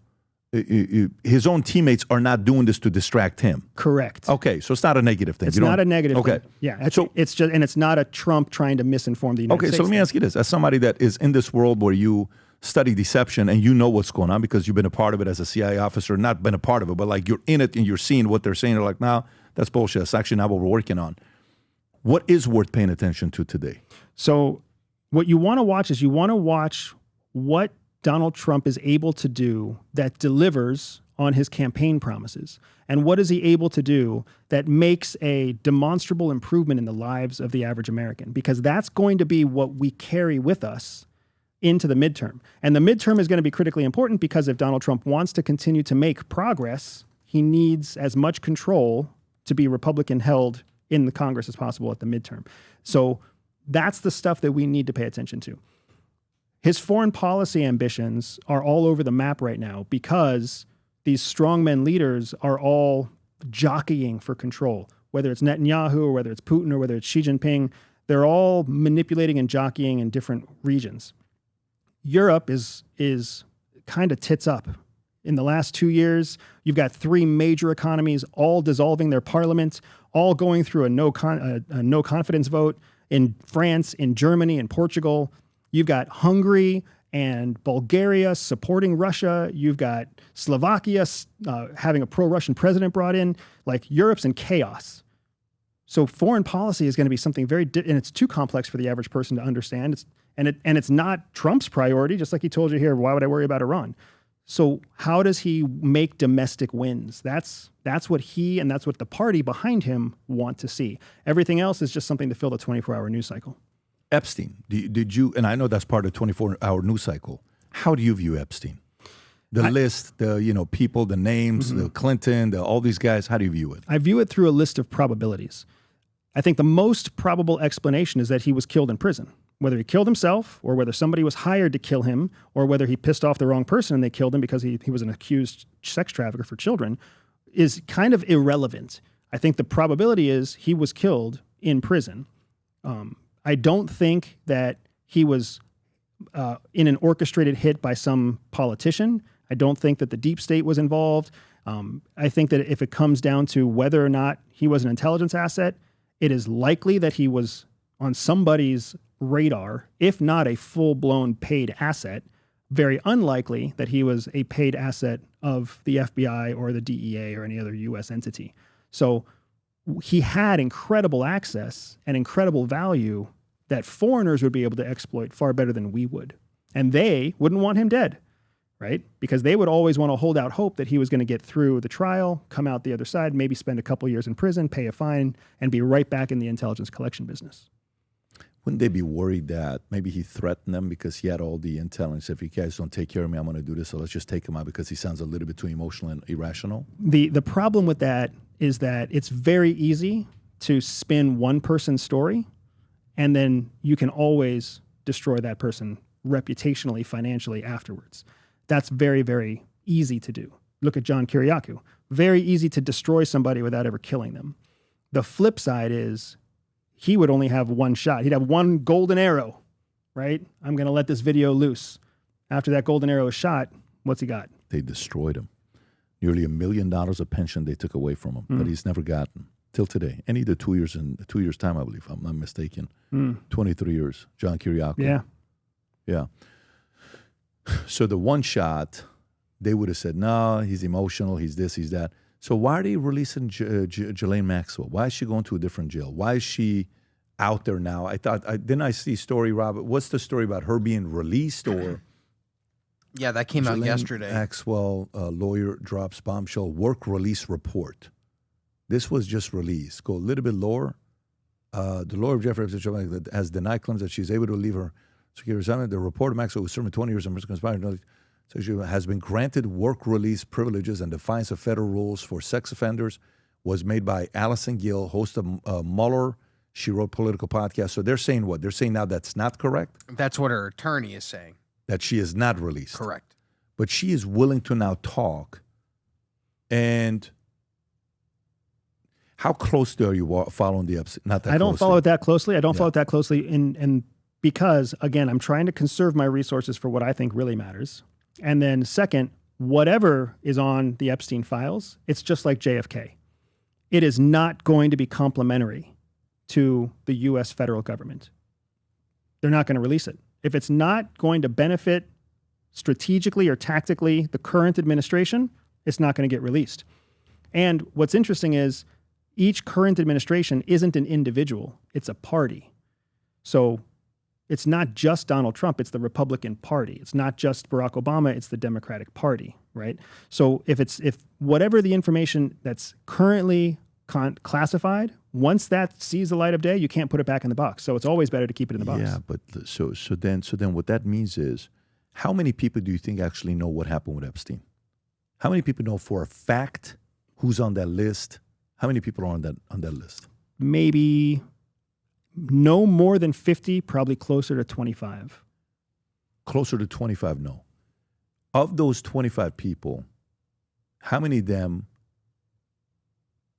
are in a place where maybe something happened to their daughter or to their kids or maybe to them when they were younger where they're like, no, I'm going to make sure the world knows about this? Meaning none of them would want to bring that story out to the public? Really? Every one of them would have more invested in their political career than they would in aligning this with their family. And here's the thing, man. When you get to the level where you're dealing with scumbags, first you segregate your family out of just survival need. You can't think of all the FBI officers that have to hunt down child pornography.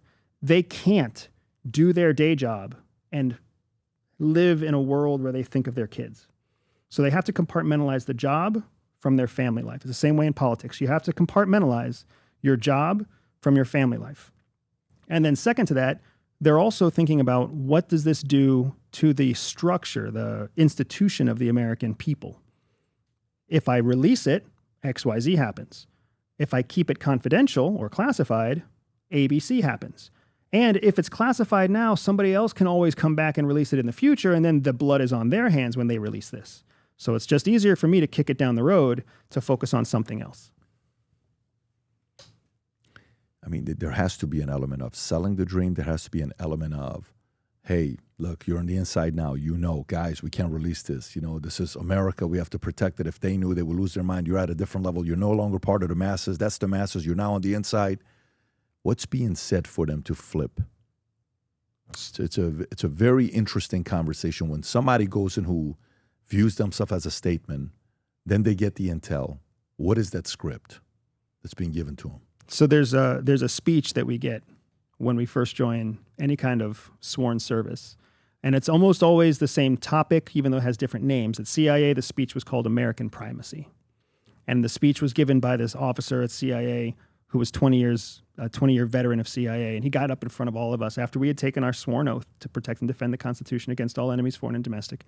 And he gave us this 45-minute lecture about American primacy and how America has to be the number one superpower in the world. It has to continue that way.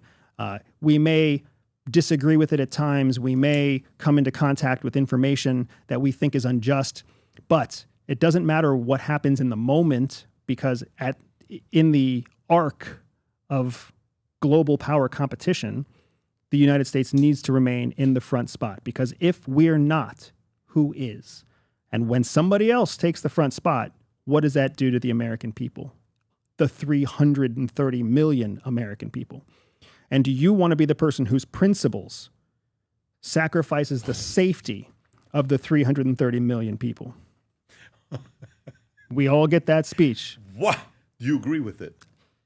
Pragmatically, that's how you do the job. It is what it is. That's part of what you have to do. And if you go against the principles, you're John Kiriakou. If you go against the principles, you're Edward Snowden. Oh my God. You know, it's funny, Pat, because people, and you've seen this, I'm sure, people call me like a CIA plant. They accuse me of still working for CIA. It's way more pragmatic than that, right? I understand why CIA does what they do. I understand what happens if you go counter to what they approve or let you do. So why would you go contrary? Why would you swim against the flow if swimming with the flow gives you more reach, more wealth, more power, more success? Maybe that makes me unprincipled, but pragmatically speaking, it's one road to Rome. Have they ever called you and told you, hey, listen, relax, you're talking too much? I get an email every year that reminds me in a templated format that I'm criminally liable for whatever I say and whatever I put on the internet, in print, or in digital interface. So that's their way of letting me know someone is still watching you, someone's still listening to you. I've been up to CIA 3 times in the last 2 years physically to sit with a panel of people who are talking to me about my content and saying, this is on the line, this is safe, this is not safe. Oh, you're kidding me. I get those emails, I get phone calls, but then at the same time, I get text messages, I get emails, I get public comments online from people who left CIA and are patting me on the back, saying they support me, saying they agree with me. I know my reputation inside the halls of Langley is kind of 50-50. Some people hate the fact that I'm capitalizing on my background. Some people love the fact that I'm out there accurately representing the difficulties, the commitment, the patriotism of the men and women who still serve. And those 3 meetings that they had, how long was it? Was it a few-hour meeting? Oh, I figured because they're showing clips. They don't show clips. It's hilarious. It's hilarious because you can't have your phone, you can't have your computer, you can't have any kind of electric device. Do they check to make sure you don't have hearing aids? They check your hair, everything? So when I go in, there's if you go into any kind of heavily secured federal facility, you drive to a gate, and then at the gate you park, and then you pass through a pretty rigorous security checkpoint. So you run your bag through checkpoint, you walk through a metal detector, sometimes you get patted down. They make you sign an affidavit that if you're caught with anything on your person, you're criminally liable for falsifying your report to the security guard, because they're federal officers. They're not like security guards. They're federal uniformed officers. So when you lie to them, you're lying to a federal agency. So you go through these steps before you're ushered to a secure room, and then in the secure room, you have the conversation. And then you go in reverse on the way out. And that's not just for, publishers and authors and influencers. That's also for people who are retiring. Like when you get your high five and your fake Rolex when you retire from a federal agency, you go through the same rigmarole because you're not a uniformed officer anymore. You're a nobody who's just allowed in today to get your pat on the back before you leave. That's wild. Because I can see if you're going out there talking, doing what you're doing, they're like, hey, what is crossing the line? What crossing the line is giving actual details of a mission you were a part of, right? Is that That's crossing the line? correct. Specific to missions that you were... Go ahead. The terminology is sources and methods that you yourself, or sources and methods of active intelligence collection. That's the key word that makes it criminal. Anything other than that, they can pursue you on civil charges for contract violation, et cetera. But John Kiriakou was inside that sources and methods space. Okay, so next question for you with threats. Who is the biggest threat that they look at in the CIA? Is it a religion? Hey, look at what's going on with Islam in UK and Europe, and look at the damage they're doing. They're coming over here next. We got to be careful with a religion, right? Is it a region? Is it a community? Is it a mindset? How does CIA, rank threats, and or any of those that I said on the list? Like, how do they look at it and say, and the number one threat is this, number two threat is this? How would they view it? The number one threat is China. And that's not just how CIA views it. That's in the published national security assessment that comes from the DNI. Number one threat is China. Number two threat is Russian influence and chaos in Europe. That's the number two threat, I'm pretty sure, according to the DNI. And then I think after that, it goes into more transnational threats, cyber threats. I am certain that the next year's assessment is going to include fentanyl or something with Mexican cartels. But that's essentially how they rack and stack the threats. And it's because one threat has multiple sub-threats. China is a military threat to the United States. It is a regional threat to U.S. allies, including the Philippines, Japan, South Korea. It is an economic threat because it's growing its economic capability to compete with America one-to-one, whether it's telecommunications, whether it's chip manufacture, whether it's electronic vehicles. It's a logistics threat with the movement of materials as well as rare earth minerals. So these compounding sub-threats make China the number one threat. Did they ever bring up the religion of Islam or no? So is radical Islam was absolutely on that top 10 list during the global war on terror, because we were concerned about the radicalization of Islam, not Islam writ large, but that radicalization of Islam. What we've seen since then is that anybody can be radicalized. It doesn't have to be Muslim.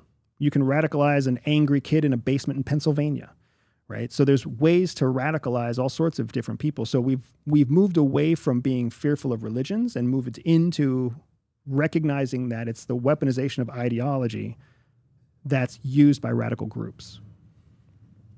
Yeah. I would be surprised, Pat, if there's anybody in government that sees Islam as a threat. I would be surprised, because that is a way that was... China does. But China's not the U.S. No, I know that, but China does. Yeah, because... And go ahead, sir. Go ahead. I was just going to say, it's a level... It shows how not sophisticated China is, that they still view that as a fear, as a national security concern, right? They haven't evolved to the place where they actually can identify a true threat. Yeah, I'm reading the Shah's book again for the God knows how many times. Can you pull up his book? Not this one. Go to images. I'll show you which one it is. It's the last one he wrote before he died. Second row, second book, right there. Yeah, that one right there.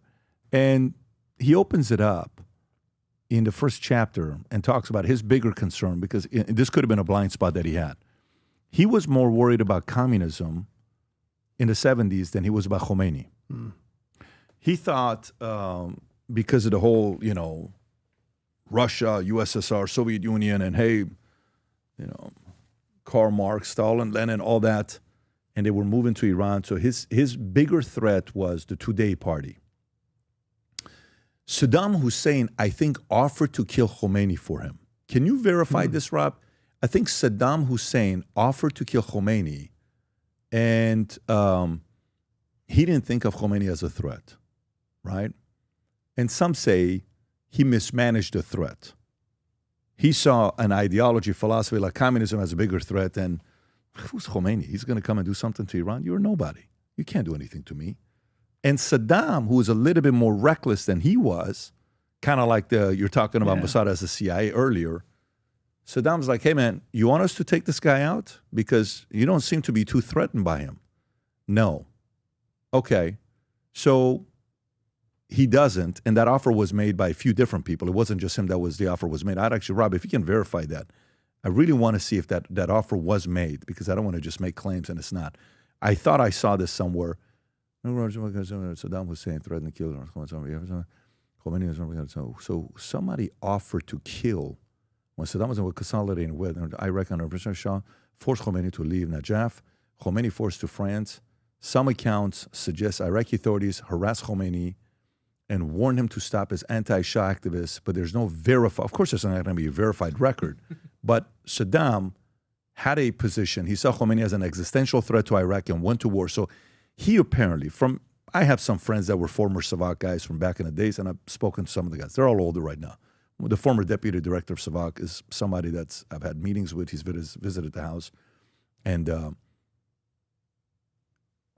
Saddam had a better eye for threat maybe than the Shah, because he knew that guy you have to worry about. And because Iraq and Iran weren't having problems under the Shah, he wanted to eliminate a future threat. He didn't. The moment the Shah fell, what does Iraq do, Saddam do? Attack Iran. I lived in Iran when Saddam attacked us. I'll never forget the attacks. Tabajo, alamat qermes. We would hear these alarm lights. So the lights would go out, and tabajo, alamat qermes. A red signal shows that somebody's crossed our border. And who was it? It was always Saddam, and he's sending his people over.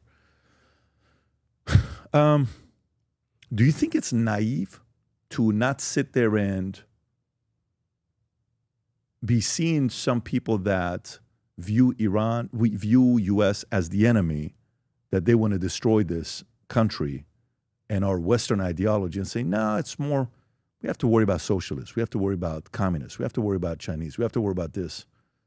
Maybe China's not the naive one. Maybe we're the naive one. Could that be a possibility? Absolutely, because if you think about it, September 11th, 2001 happened because the federal government thought communism was a bigger threat than radical Islam.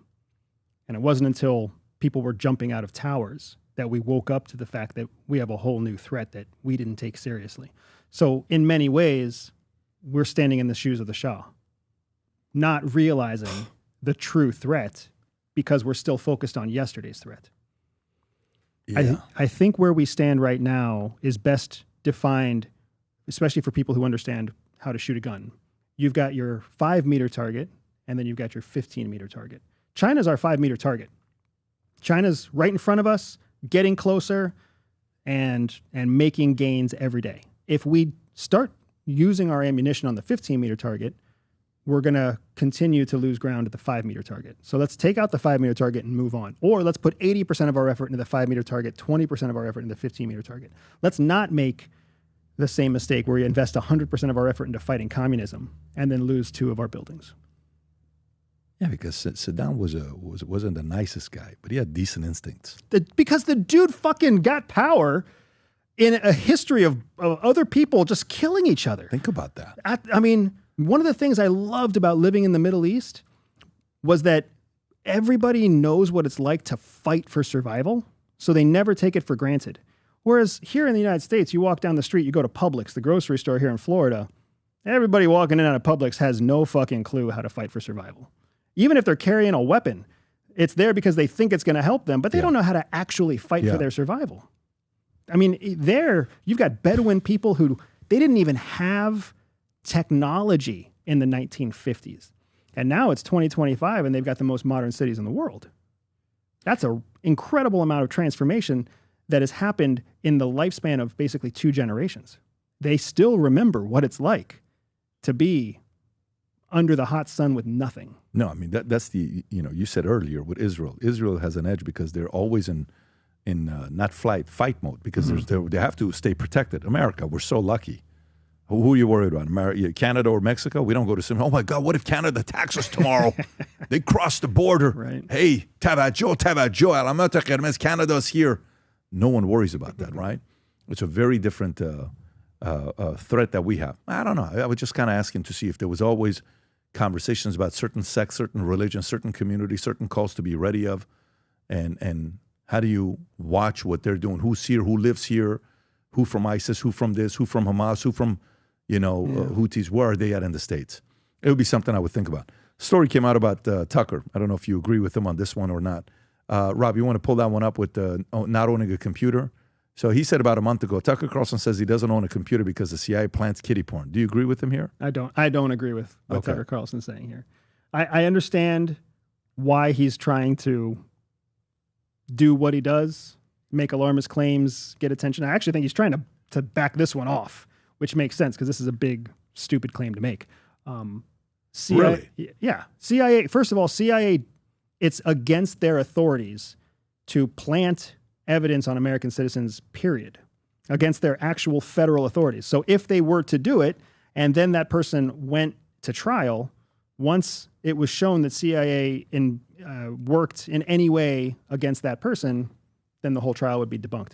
So that is a ridiculous claim in many, many ways, just administratively, let alone ethically. So in the last 30 days, story came out about, I didn't know my father was CIA, and then when he passed away, I learned that my father was CIA, right? And then I think Nick Fuentes or somebody showed a clip of him on Sean Ryan saying he knew his father was part of CIA, Dick Carlson, Richard Carlson. And now there is Nick Fuentes is Fed. No, this is this and this is that. So, was Tucker CIA? He went on some interesting trips. There's some pictures with him with I don't know if it's an AK-47, but I think it's not an M4. It's not an M16. He's holding something. Were you here? Were you there? Somebody's asking him. You were just on traveling with your father here and there. So what do you know about Tucker, affiliation with CIA, father being part of CIA? How do you view all these stories that are coming up right now? So I don't know anything one way or the other about Tucker Carlson specifically. Because there's the overlap, he's old enough that there's the overlap with 9/11 and the crazier, looser days of CIA. So prior to September 11th, 2001, really anything is kind of possible because there was no oversight. Records would have easily been destroyed. I mean, if there's anything we learned from the Obama years of CIA, it's that records could have been recorded, but they can still be destroyed. And even when we were looking at Guantanamo, there were still the director of CIA at the time. I forget her name. She was the temporary director. It'll come to me later. But even she was directed to destroy Guantanamo Bay records, and she did. Thank you, Gina Haspel. Look at that smiling face of destroying classified information just because you're told to. That is principles. Second. Country over your principles. Country over your principles, bro. She got the same fucking speech I got, and she delivered. Hoorah! So, but the question is, who cares if he was? You know what I'm saying? Like, what's the big deal if he was? Is it just a big deal that, you're maybe using assets to, give information back and you're acting like you're innocent? Oh, shucks, I didn't know about it. What's the criticism of it? That's what I'm trying to find out. I think the Fed I get. The informant, I get. The CIA, slightly different, no? Yeah, because what happens here and what happens so often with CIA is because they've shrouded themselves in secrecy, people don't trust them. And especially when you mash up a strong media presence with CIA affiliation, that's hot sauce on a jalapeno. That's a guaranteed conversation. It's a guaranteed viral issue on the internet, right? Because people already suspect that CIA is shaping the information that we read. They're already thinking that they're messing with our minds and running disinformation campaigns. So when you put a media persona like Tucker Carlson together with a CIA affiliation, it's out of this world. The same thing happens with anybody like me with a CIA affiliation. Yeah, it's a crazy question for you. Sometimes I'll talk to a guy and they'll say, oh, that guy gives me the vibes of being a Scientologist. Why? Because the way he asks questions, I feel like he went through certain levels to learn how to do the assist where you're, trying to get information out of people. And he's were you ever a Scientologist? No. You know what? You speak like a Mormon. Were you ever part of Church of Latter-day Saints? Because you give me the vibes, even the way you talk to me, like it's a Mormon vibe you give me, right? Or, that person gives me the vibes of, being a former, such and such. When you hear people talk, and their mannerisms and the way they explain things, do you ever watch and say, that guy could have been an asset? Yeah. You know what I'm saying? I know exactly what you're saying. What trigger gives it away? What? So please. yeah, it's a great question. So in our world, we call it spotting the spook. When you spot a spook, because there are absolutely verbal and nonverbal indicators that let you know when you're talking to somebody who is trained. So we kind of separate the world into trained and untrained. Untrained is all the people who went to the school of hard knocks, and trained is the people who went to some kind of systematic education about how to interrogate, ask questions, collect information, protect personal information, etc. So just as a real quick aside, if you watch Tucker Carlson's interview with Vladimir Putin, perfect chance to watch Spot the Spook take place, because you can see and hear how trained Putin is and how untrained Tucker Carlson is. So whether or not he was Dad's little helper when Dad was CIA, I don't know. But he certainly wasn't trained, because you can see what it's like when he sits across from a trained intelligence officer. Wow. Got it. So Putin's interview with Tucker gave it away to you that he was never CIA himself. And he says he wanted to be one. They didn't hire him. He talks about it openly. Even Putin said it right off the bat. Right. And you can really see it take place when you watch that. And I love that he did that interview, as much of a train wreck as it was. I love that he did an interview, because it's such a phenomenal lesson in espionage for anybody who chooses to watch it. And you can see Putin control the conversation, control the pace of questions. You can see him get his agenda across the line no matter what Tucker Carlson's asking. You can see Tucker struggle for control and then ultimately cave in, because he's trying to maneuver into a different type of question category. It's such a brilliant piece of KGB skill. What do you think about Tucker? I think Tucker's trying to make it in a world where media is changing. He knows he needs FaceTime. He knows he needs coverage. He knows he's not the best of all journalists or the best of all interviewers. He's got his 5 minutes in the spotlight, and he knows that eventually that spotlight's going to dim out. So he's got to collect what he can while he can. Sorry, Tucker, wherever you are. Have you been on You Tucker? know it's true, Have you too. done Tucker or no? No. You've pretty much done everybody. You've done Friedman, because that one did very well. You've done Diary of CEO. I think you've done Ryan. Yep. So you haven't done Tucker. You've not done Rogan. I have not done Rogan. Why haven't you done Rogan yet? So Rogan actually knowingly is passing me up. Yeah. So I have a book coming out. I know we've talked about it off camera. I have a book coming up. My publisher actually reached out to the Joe Rogan show to make sure they were aware of me and my upcoming book. And their producer wrote back and said, Joe knows Andy. Joe's been tracking Andy, and Joe does not want to talk to Andy. Very interesting. I don't know why. I have a silly theory, because when I interviewed with Lex, and I have tremendous respect for Lex Friedman. When I interviewed with Lex, it was before I really understood that during these interviews, there's a bit of a game that you play with the host, right? So I made Lex look bad on his own show. And a lot of the comments that came out afterwards, a lot of the reason that that show did so well is because people are commenting on what their opinions are for the ways that I made Lex look bad. And there are apparently a lot of people out there that liked Lex looking bad. And then when that started going to Twitter and that started going to Instagram, I actually got some messages from Lex saying, why would you encourage people to say such mean things? He said that to you? Yeah. Lex said that to you? Yeah. And I went back and I wasn't even tracking social media, right? So I went back into my social media feed and I saw where people were saying bad things, and I saw where I clicked the thumbs up on whatever they were saying, just because I was clicking, like to everything. And I actually wrote Lex back and I was like, hey man, I don't really know what I'm doing. I apologize for hurting your feelings. Let me go back and recant it. And there's actually on Twitter, you can see me going back and saying, hey, Lex was a great interviewer. If you think I looked good on this interview, it's only because he was asking good questions.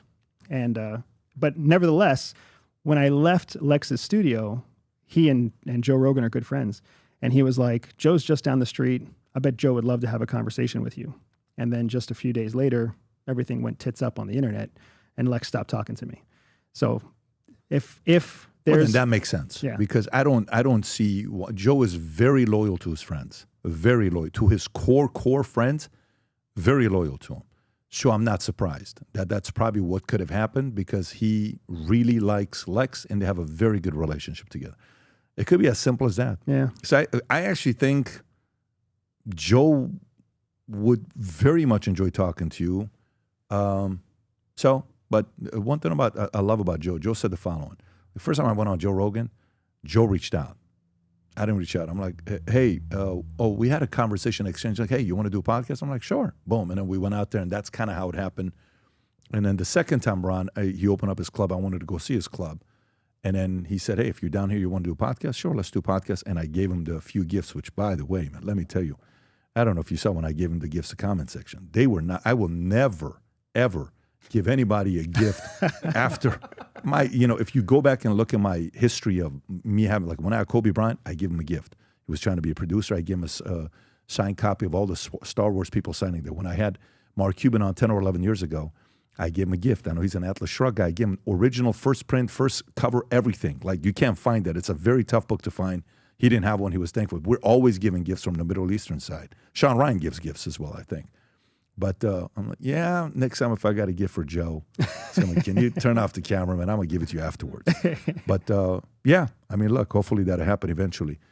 Fed, you hear stories with Fed. Even, by the way, some people even say Lex. It's like Lex, that's everybody has a criticism that they get, That guy we take money from Mossad. I've never taken money 100% financed by my own company. I sold my insurance company, and now everything I'm doing here pretty much financed by us. But everybody has their own criticism.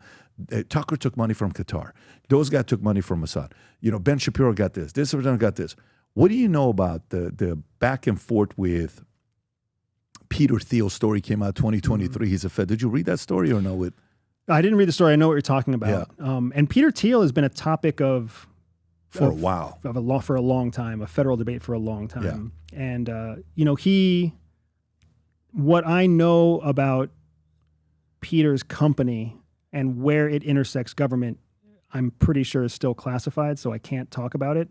But I can see why people would accuse him of being tied up with. I'm assuming you're talking about Palantir. Again, and I don't know how much is public or not public. So you said it, not me. But that's pretty much where I can and can't talk. Yeah, I had a guy, the recent theory that a guy said, and then I saw a video that the guy showed today on the podcast with Nick, that JD came out of nowhere, okay, JD Vance. He was a guy that came from Thiel, and then Elon went in with the Doge, and they got the intel that they needed, and Palantir now is getting a contract with the government, and this may be a direction for technocracy and all this other stuff.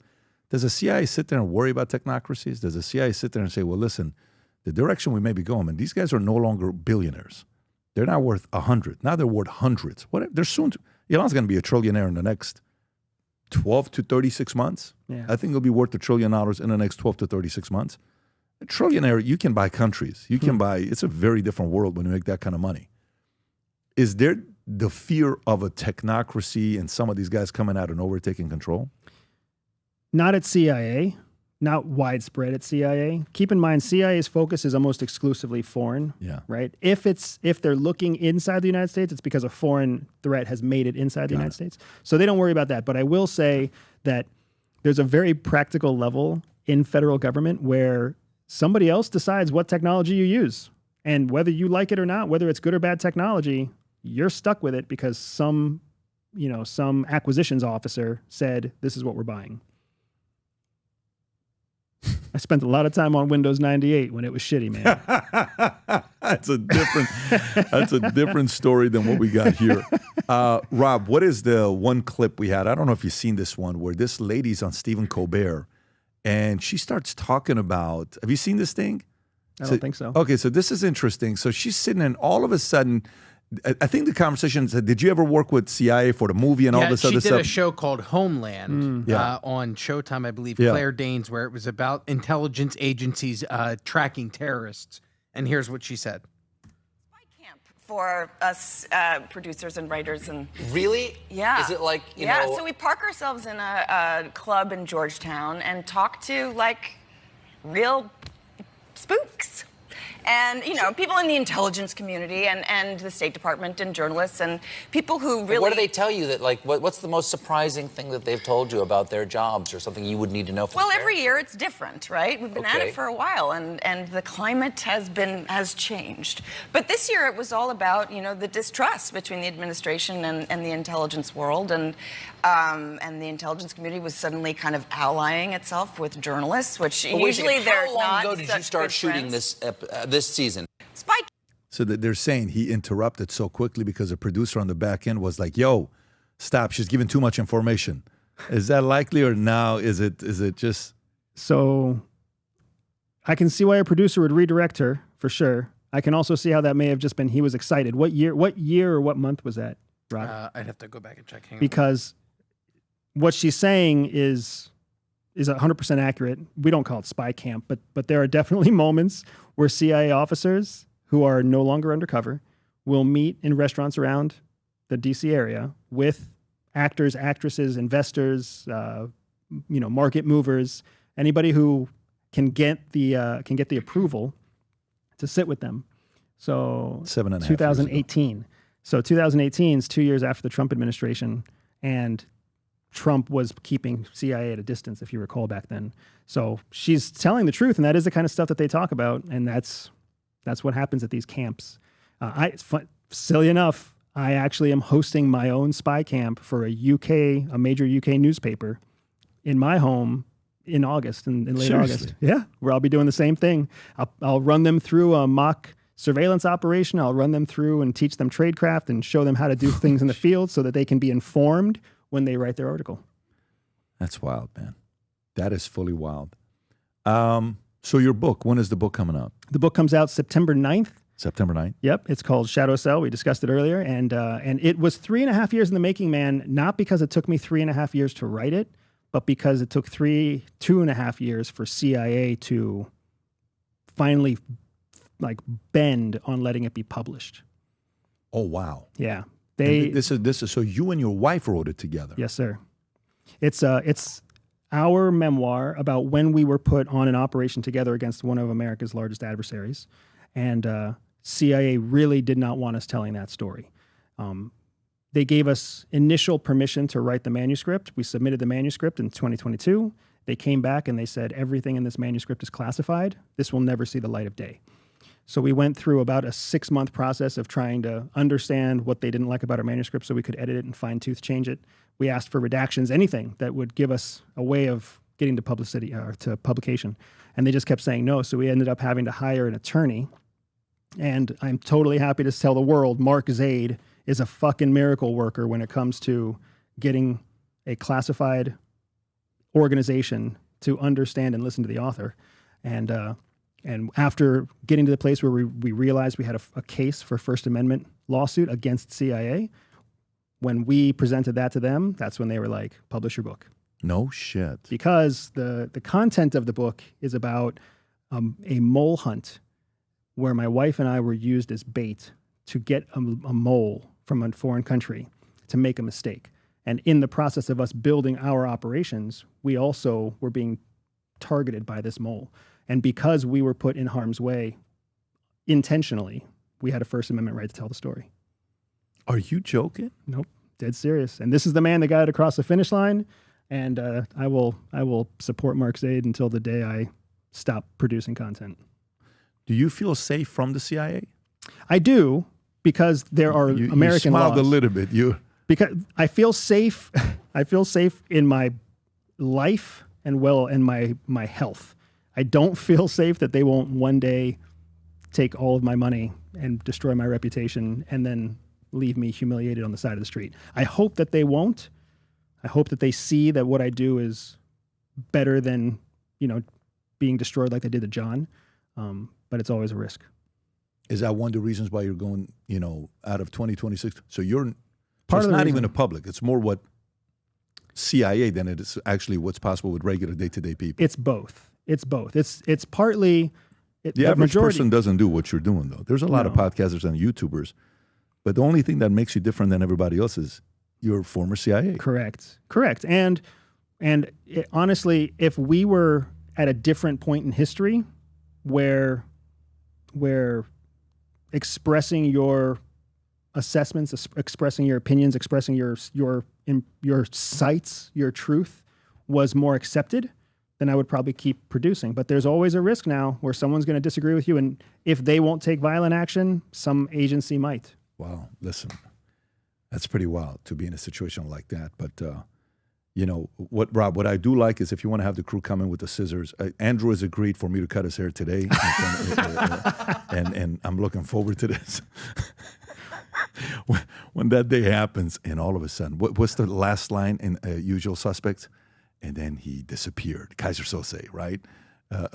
Bustamante is soon to be Kaiser Sose, right? We run a podcast called The Unusual Suspects, not The Usual Suspects, The Unusual Suspect. But 3-year anniversary, so most likely we will not be doing this again. So this is probably the last time we're doing this. I'll give you a call. I'll give you a call before we leave the country in 27. That'd be great. Yeah, I'd love to do one last one before you leave. Yeah. Because of what's happened with your story. Right after you left with us, you flipping blew up. I would get messages like, hey, can you help this guy come speak at our event? We're really trying to get a hold of him. Does he do speaking gigs? I'm like, look, just talk to him. Don't even reach out to me. Let me put you guys in contact with each other. But it's been a blast talking to you again. I appreciate you, brother. And to all our CIA friends, leave this man alone. Let him just go sell some books and enjoy his time with his family. Oh, man, appreciate you. Take care, everybody. God bless. Bye-bye, bye-bye. Nowadays, more than ever, the brand you wear reflects and represents who you are. So for us, if you wear a Future Looks Bright hat or a Valuetainment gear, you're telling the world, I'm optimistic. I'm excited about what's going to be happening, but you're a free thinker. You question things. You like debate. And by the way, last year, 120,000 people got a piece of Future Looks Bright gear with Valuetainment. We have so many new things. The cufflinks are here. New Future Looks Bright. This is my favorite, the green one. Just yesterday, somebody placed an order for 100 of these. If you watch the PBD podcast, you got a bunch to choose from. White ones, black ones. If you smoke cigars and you come to our cigar lounge, we have this high quality lighter cutter and a holder for the cigars. We got sweaters with the Valuetainment logo on it. We got mugs. We got a bunch of different things. But if you believe the future looks bright, if you follow our content and what we represent with Valuetainment, with PBD Podcast, go to vtmerch.com. And by the way, if you order right now, there's going to be a special VT gift inside just for you. So again, go to vtmerch.com, place your order, tell the world that you believe the future looks bright.